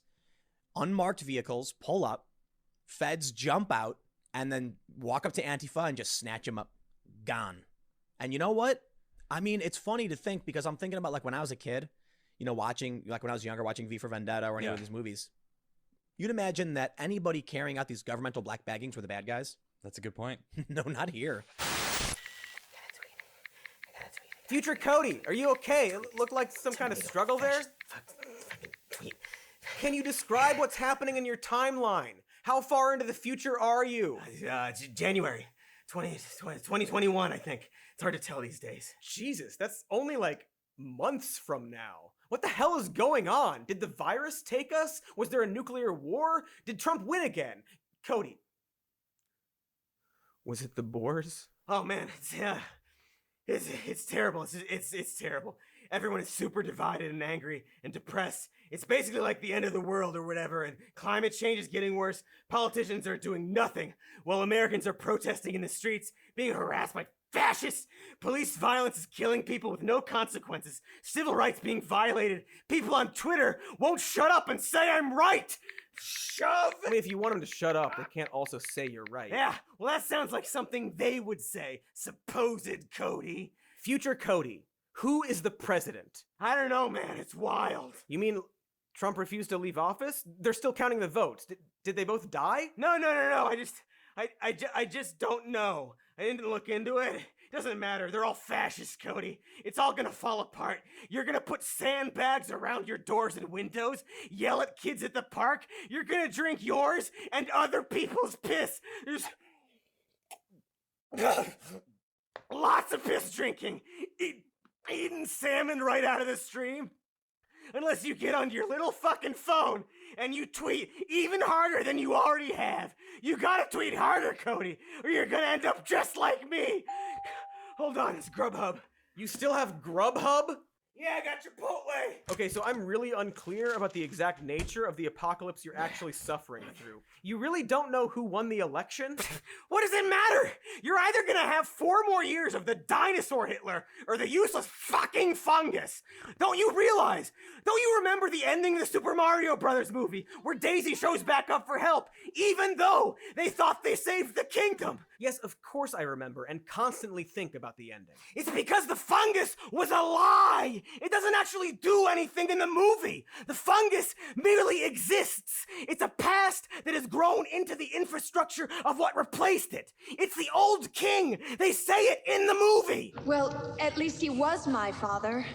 He used to be the leader here until Koopa turned him into all this fungus. It's the old-ass King Fungus fuck's fault Koopa became the dictator. They say trust the fungus through the whole movie, but why? It's useless. Even during the final battle, Mario doesn't actually trust the fungus like this spore propaganda would have you believe. He doesn't give himself up to a higher authority and let the fungus solve the problem. Mario uses the old mushroom kingdom like a rope. He jumps on it like a trampoline. It's not the mushroom man, it's Mario, the working man, wrench in hand, leading the people to revolution. And when the dust settles, he hands the reins back to the fungus whose fault everything was, and who in this situation didn't actually do anything beyond be a rope. Saying trust the fungus instead of use the mushroom is just some more spore propaganda meant to pacify the people and subconsciously remove the idea that they have agency in society changing or in the ways that it can change. Don't trust the fungus. Trust yourself. Use the mushroom. Take mushrooms. Steal silverware. The fungus is the old system that led to the downfall and the crisis. Like in Star Wars. You got your flawed old Republican Jedi Order, it descends into fascism, the rebels rebel, they try a new republic like the old republic and the Jedi Order, as if that will fix the problems that led them to the Empire. Like in that Star Wars episode we did. What the fuck is Star Wars? Sounds like some dumb baby shit. Who has time for that? My point is that the fungus from the Super Mario Brothers movie can blow me, can blow us, Cody, because the alternative to Trump is still a fucking dystopian mess. We're just in a cycle where we topple the villain, forget that he's just a symptom of a larger problem, and it all starts again, like the sequels to a film where the hero keeps having to fight the same thing over and over. InGen keeps making dinosaurs no matter who's in charge. The Avengers fight villain after villain after villain after villain. Ernest he just keeps fucking going places, fucking fascist. The cycle, the sequels, fucking Bill Pullman after the inevitable destruction. But we win by barely surviving. The aliens, they just come right back, man. What's changed years later? We convinced an entire generation that this is a battle that we could win, and they believed us. Yeah, that's right, you great boomer fuck! The opening crawl, just resetting everything. There's no escape. And that's what you and all those absolute cuties watching you need to understand. You're all in that opening crawl, but not one where we get to ride tricked out tanks, or fight dinosaur people, or hang out with hacker dolphins, or do any of the cool stuff we've been told we will do in those classic films. We'll probably just fucking die of disease or violence. You're gonna die, Cody. You tweet or you die. Or you tweet and you die. There's no cheese in this maze, butthead. There is no way for you to be sure of that. There's gotta be non-dystopian outcomes. Life is a dystopian outcome, man. Listen, fucking listen. Ever since we got that time device, we've been furiously trying to change the past from happening. We killed Hitler, then we brought Hitler back, then we made 5 Hitlers, then 2 Hitlers, then we split the diff with 3 Hitlers, then we made half a Hitler, like this little Hitler. It was adorable. But no matter how many Hitlers we killed or made, nothing changes. It's as if the past is some kind of unchangeable concept, because time is actually a nonlinear structure of events that our flawed human perception is contorting into sequential order, and there's no point in dwelling on it, and instead we just live in the present, which absolutely is total bullshit. So we gotta tweet, Cody. We gotta fight everyone and everything all the time and never stop until our left eye bursts and we drop dead in the middle of Costco. My God, you've lost your mind. You need to be stopped. Oh yeah, butthead. Good luck stopping me.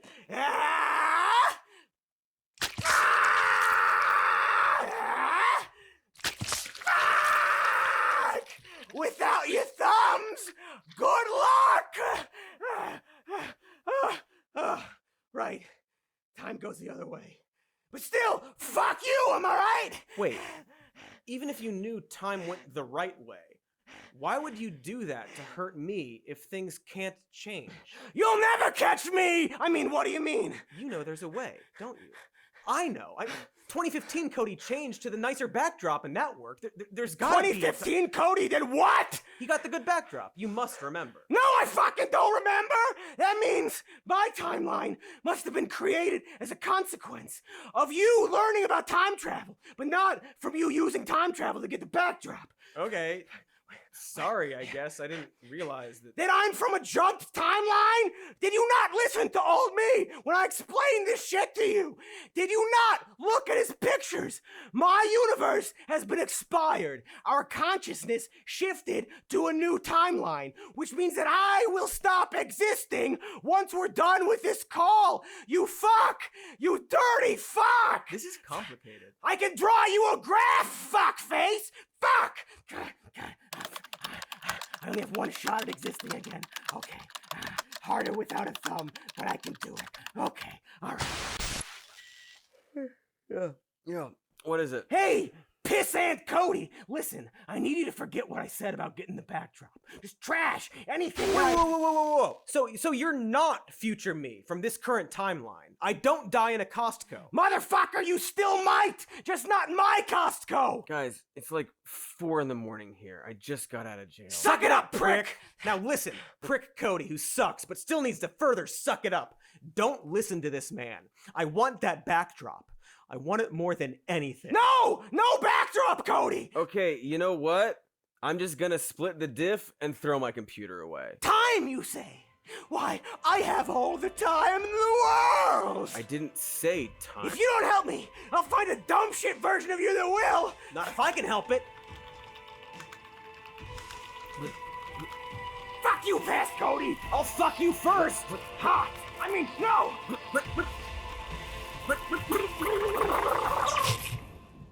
Oh, snap. Is he dead? Did we kill us? You know what? Screw this noise. I'm switching to Bill and Ted mode, where everything is predestined. No, I seem to remember that being a bad idea, where we collapse all the multiverses. Don't do that. Absolutely fucked if I can, you cuck. I'm gonna totally trigger you by breaking time. Breaking time. Breaking time. Breaking time.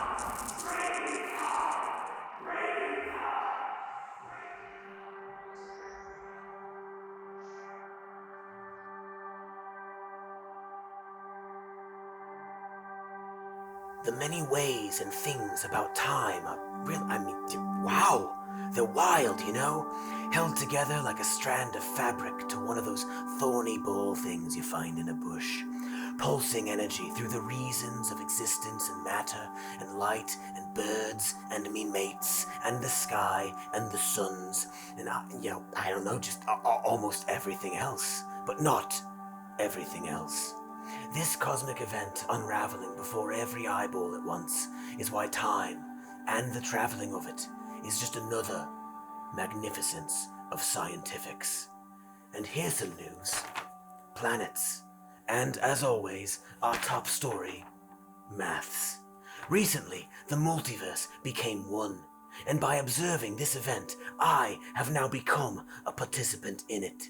So here, in other news, we now go live to many other versions of news. Here's some news, some rock and roll news. Resident Jagger gotten backlash after being filmed refusing to salute the brave lads and birds who were about to rock. When asked for comment, a quite brilliant president said out loud on the telly for people to hear, yeah? I like people who are already rocked and are not simply about to rock. And he just scop it off, yeah? And like, are we even surprised, huh? He's a bloody wanker, he is. I'm British. What's the news in it? Welcome to the news. We're gonna read some news to you. Yeah.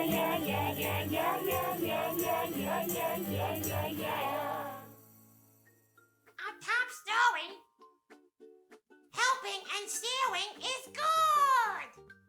Unless you're an adult and then it's bad, I guess. Anyway, here's some more news. Oi! Welcome to a right good spot of news. I'm British Cody. but a different kind of British than the previous British Codys you've seen thus far.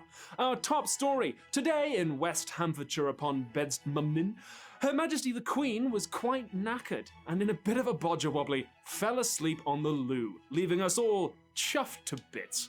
Meanwhile, across the pond in America, cheeseburgers!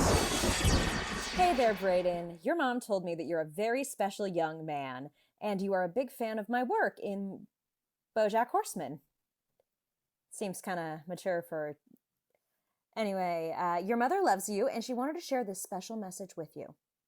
Here's some news. I am Matilda Cody, telekinetic bride of Satan, insert floating pencil effect here, and am officially announcing a Matilda sequel based on a spec script written by Cody. Oh, for fuck's sake, it's this fucking guy again. Dude, will you fucking let it go already? I'm not gonna be...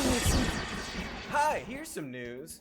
Bernie Sanders isn't even a Democrat, but he swoops in every time there's an election with his terrible ideas as if we owe him anything. Whereas we've got somebody like Michael Bloomberg, who's like, I mean, he's put in the time, he ran like the biggest city in the world, and he's the guy to take on Donald Trump, who I also kind of like, actually. Oh, hello!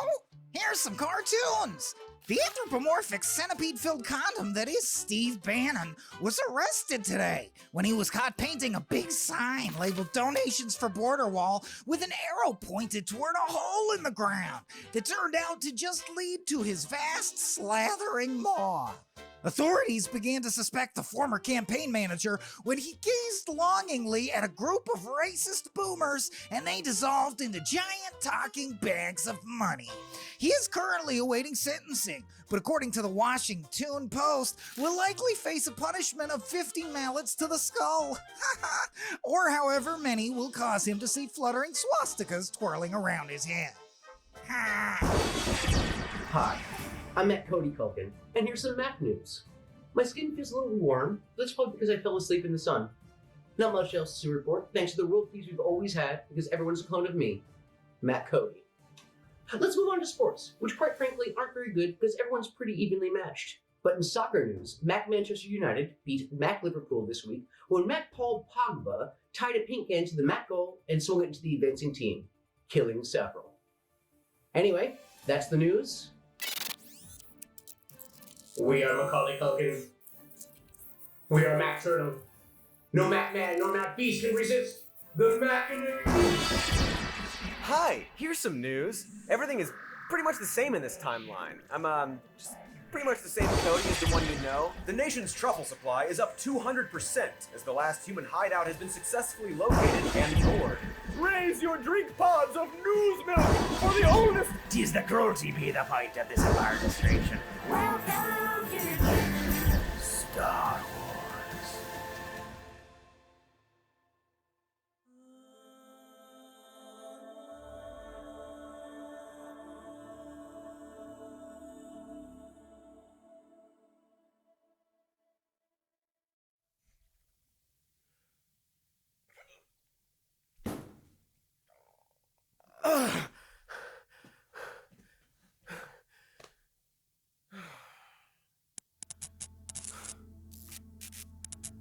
Well, Doc, it's destroyed, just like you wanted. Well, I do not need whatever this is. Is your name Cody? Cody Johnston? Yeah, I got something for you. Dear past Cody, if my calculations are correct, you will have received this letter immediately after we exploded time. I have sent this Hitler mustache, Cody, because I thought it would be pretty funny, but we don't have much time.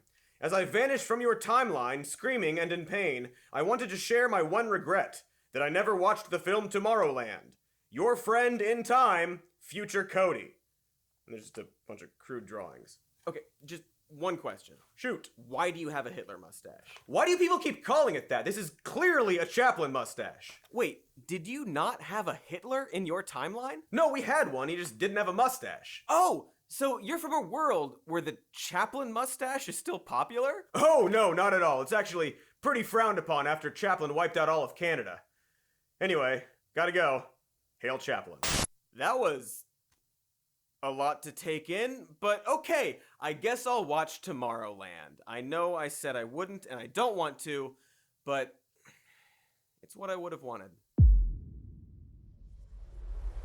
So that movie was too long. Too long for a movie. Not sure why movies should be that long. But okay, holy shit, I guess I should have watched Tomorrowland, because it's kind of sort of definitely extremely relevant to all of this. And that's my arc? That's a real shame. So the film is about Frank Walker, who grew up a child of the World's Fair, retrofuturism generation, and then became a cynical George Clooney type, talking about how the future is damned while looking right at the camera. Hey, I'm Frank. How you doing? Don't answer that. That's rhetorical. Okay, let's get you up to speed. This is a story about the future. And the future can be scary. What? You sure you want to go with scary? Yes, I want to go with scary. Okay. Okay. The future can be scary. Unstable governments, overpopulation, wars on every continent, famine, water shortages, environmental collapse. And scientific breakthroughs, wonder and beauty. Could you please just stop interrupting? Jeez, Clooney, get your own thing! That and being handsome is Cody's thing! And occasionally George Carlin's thing. Welcome to the future. San Dimas, California, 2688. And I'm telling you, it's great here. The air is clean, the water's clean. Even the dirt is clean. Bowling averages are way up. Mini golf scores are way down. And we have more excellent water slides than any other planet we communicate with. I'm telling you, this place is great. But it almost wasn't. You see, 700 years ago, the two great ones ran into a few problems. So now I have to travel back in time to help them out. Remember the opening of Bill and Ted, where George Carlin describes this exact kind of Jetsons future that's also coincidentally in Tomorrowland, but also the polar opposite of George Clooney's intro in Tomorrowland, and like Carlin's actual attitude in his stand-up? Fuck you! Anyway, too many Georges. Back to Clunes. While the Clunes sits there, looking at the camera, talking about how we're all doomed, he gets heckled by a younger, more optimistic young girl. You know, a real Zoomer piece of shit.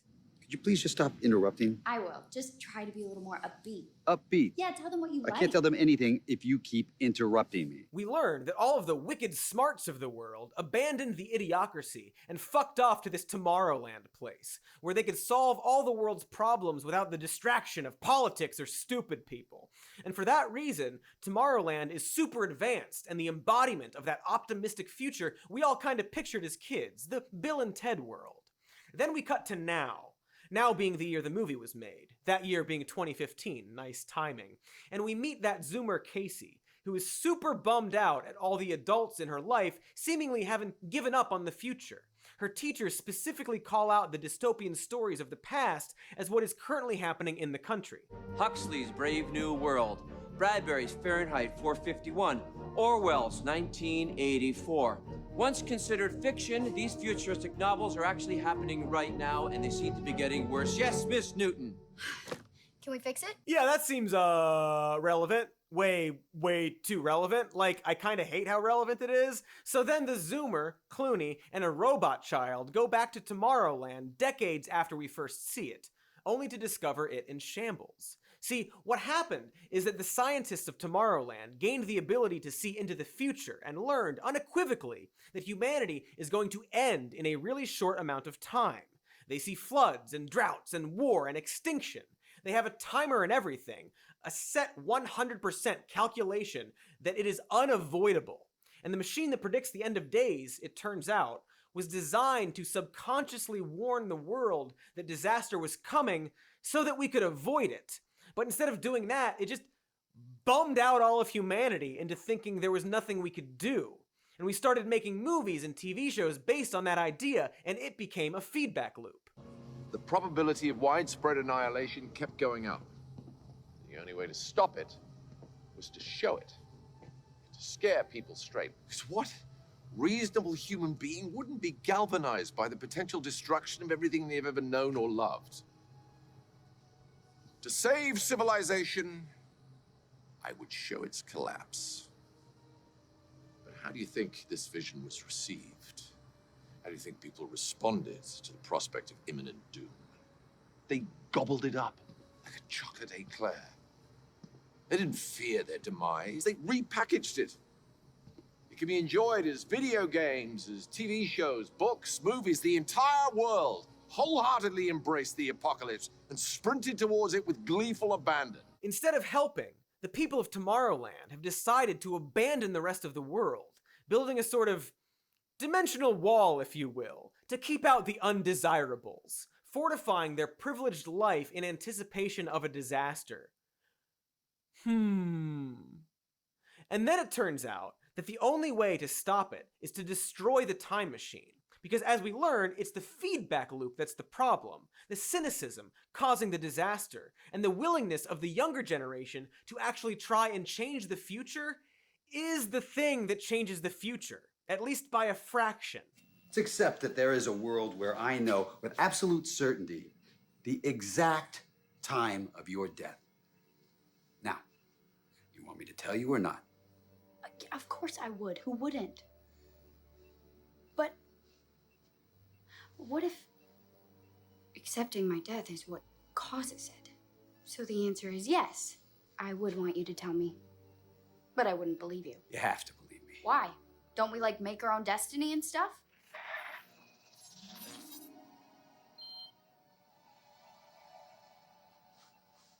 So, yeah. Movie where a bitter old guy talks directly at the camera about how the future sucks and tries to fix it with time travel, and then destroys the time machine and therefore the concept of fatalist cynicism to actually fix the future. Seems like a silly idea for a movie, but I guess it is the film I kinda needed to watch. It's not good, and George Clooney has a semi-romantic relationship with a robot child in that film, and that's odd. So I guess that bitter, weird Cody wasn't entirely wrong. About a lot of things. Not sending the Hitler mustache guy. That wasn't a great move. But maybe we are in the opening crawl of some dumb dystopian movie. And maybe it's very easy to assume, based on everything movies tell us, that we're going to be one of the last generations. We've been conditioned by the media to expect as much, and reality isn't helping. And it's easy to just give up because of that, and imprint that doom-saying headspace onto the next generation. But maybe that's not a great thing to do, because it's not a movie. There's a reason the opening text is the opening text and not the movie itself, because movies always go as far as the most dramatic version, the worst case version, you know, for fun. In a way, they are the most cynical outlook on the future, because you can't tell a dramatic story of revolution without first introducing horrible oppression, right? We're never going to watch stories about humanity doing the work to avoid these scenarios. There are no movies about scientists warning a president of something, everybody heeding that warning and doing the work to avoid the disaster, because that would be boring and undramatic and just involve a lot of people talking. That's inconvenient and time-consuming. We've internalized that a bit, and it's easy to forget that. To forget that it's never too late to do the boring, less cinematic work of avoiding some kind of fascist dictatorship or superheated wasteland or whatever they were trying to warn us about in Zardoz. But like, man, I don't know. I don't know what this is supposed to be. I'm sorry, Zardoz. I don't know what you're trying to tell me. But we can avoid it, you know? Whatever that, is. Like, we didn't get a moon landing. All of the big events in our lifetime have been fucking tragic. And while I wish I could say that things will get better soon, they probably won't. There will be other, smarter, more purposeful fascists after Trump, and all the problems with wealth inequality and police brutality and climate change and so on, they'll all still be there, no matter who wins this election, or the one after that. Yes, one option is definitely better than the other. There appears to be an entire political party that is spiraling out of control right now. One of the seemingly foundational beliefs of conservatives in this country, their mantra, is simply that everything is fine the way it is. Nothing to see here, no need to complain, everyone is over-exaggerating. Let's go 2 steps back. Don't worry about coronavirus. No, systemic racism isn't a big deal. Cops aren't bastards. No, climate change isn't a problem. You know, because humans can adapt to all kinds of things. That phrase, climate change, by the way, was first pushed in the political sphere by the Bush administration, as revealed from a 2003 memo where Republican consultant Frank Luntz recommended they say that instead of the more common global warming because they felt the latter was too frightening.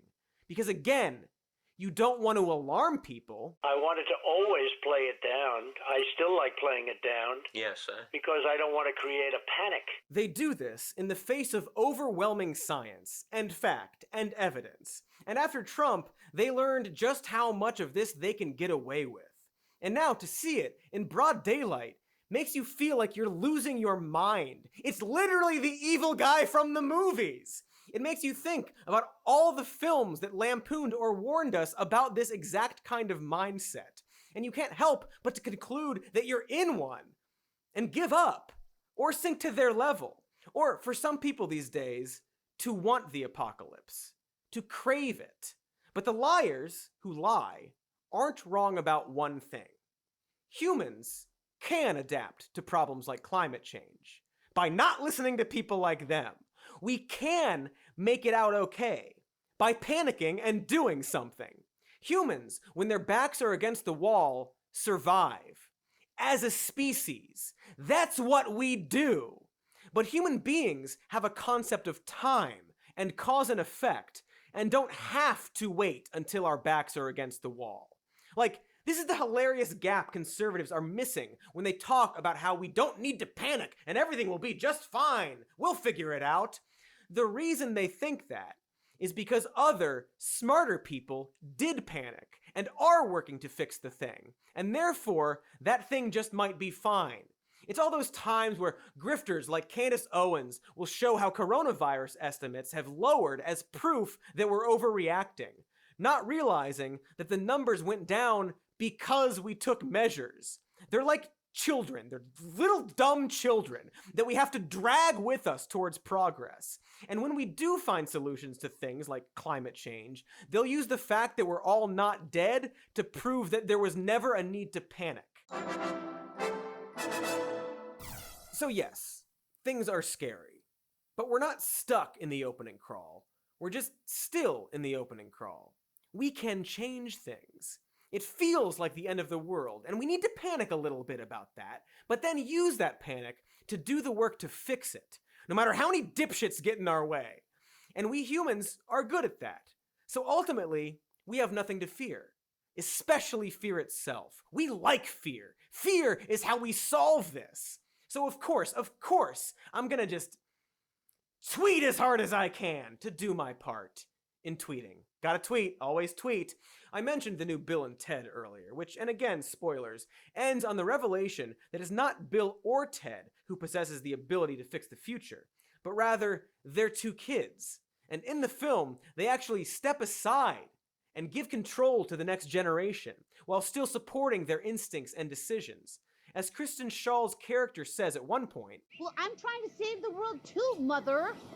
Ha, it's not like your generation's done that great." They don't trust the fungus. They trust Daisy.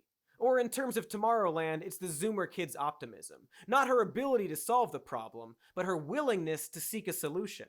The important part of that solution, aside from like that word movie Generations talks about and the older generation giving up their stranglehold on power, is that everyone is on the same page, playing the same song, which turns out to be the goal of Bill and Ted. The song isn't what unites the world. It's the fact that the world unites over the goal of playing the song. In the same key, tools in hand, led by the kids, the youth. So I guess, watch Bill and Ted Face the Music. It's fun, you know, good work. The Bill and Ted writer, Ed Solomon, whose credits include Men in Black, the original Bill and Ted, and the Super Mario Brothers movie. Should have known.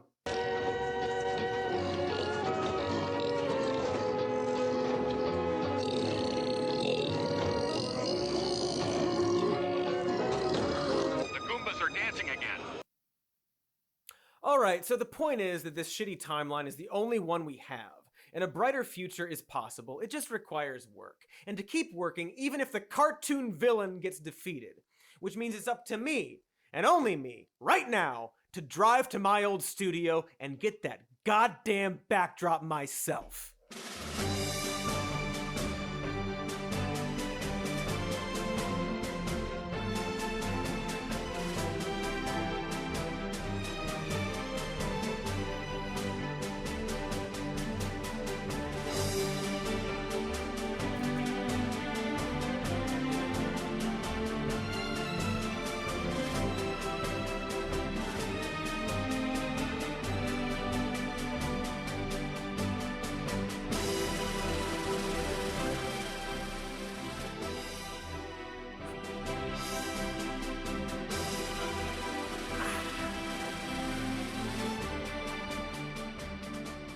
Well, now I am back to my familiar situation, having changed. Allegedly, this could have been delivered to me, you have no idea. But we did it, folks. We got my old backdrop back. And along with it, slightly less to spare for, I don't know, a few weeks or something. And all it took was an adventure that was probably well over 2 hours long. Like, wow. Probably didn't need to be that long, you know? A lot of extra stuff that didn't have to be there. You did it, Cody! You fixed the tone! I knew you had it in you. Well, hey there, mysterious old man. I'm you! So, hey, if you didn't want me to mess with time travel, why did you give me the time device in the first place? Oh, you know, I'm pretty old and had nothing really going on. But what's important is that you finally learned your lesson or whatever.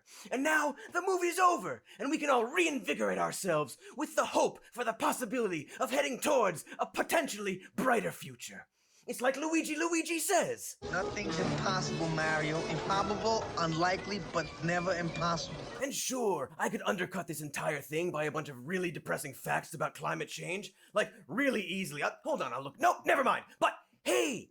New backdrop! Time to go out and smell that fresh air. I mean, still a pandemic right now, so... Forgot about that. Then the election still has to happen, and who knows what that'll bring, plus the wildfires. Like, honestly, we're not at a big dramatic transition just yet, but, you know, I will be here with my new backdrop, being rightfully pissed off and panicked, but a bit more hopeful, no matter what happens, for, again, I don't know, like a couple of weeks at least. Well, good for you. So, here is some news. Oh, it's over. Okay, well. No, wait, buy stock in acorns! Darn, he's gone. Acorns are all the rage now. Now that the hogs have taken over. But that's my problem to solve. Not his. Yet.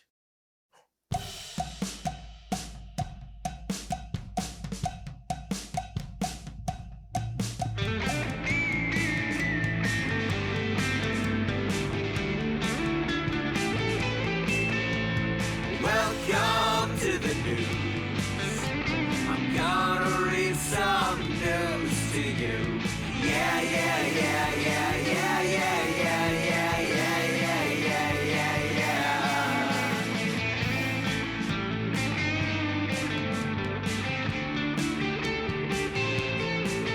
Yeah, welcome, here's some news.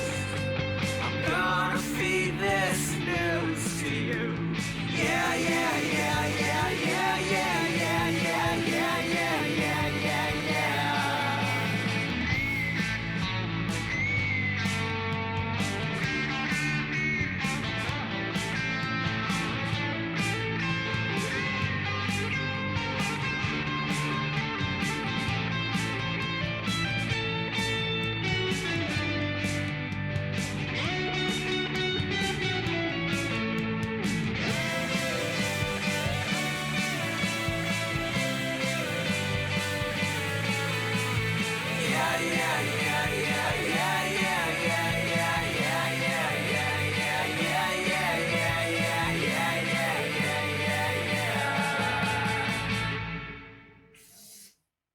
Oh!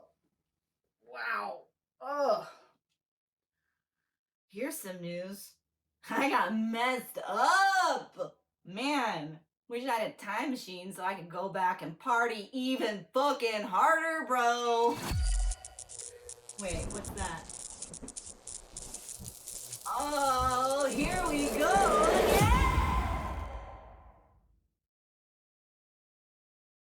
Hey everybody, thanks for watching till the end. Are you tired? I am tired. Make sure to like the video and subscribe to the channel. We have got a patreon.com/somemorenews and a podcast called Even More News, and leave a comment about how long this was, and vote, and like, and subscribe, and get some sleep, y'all.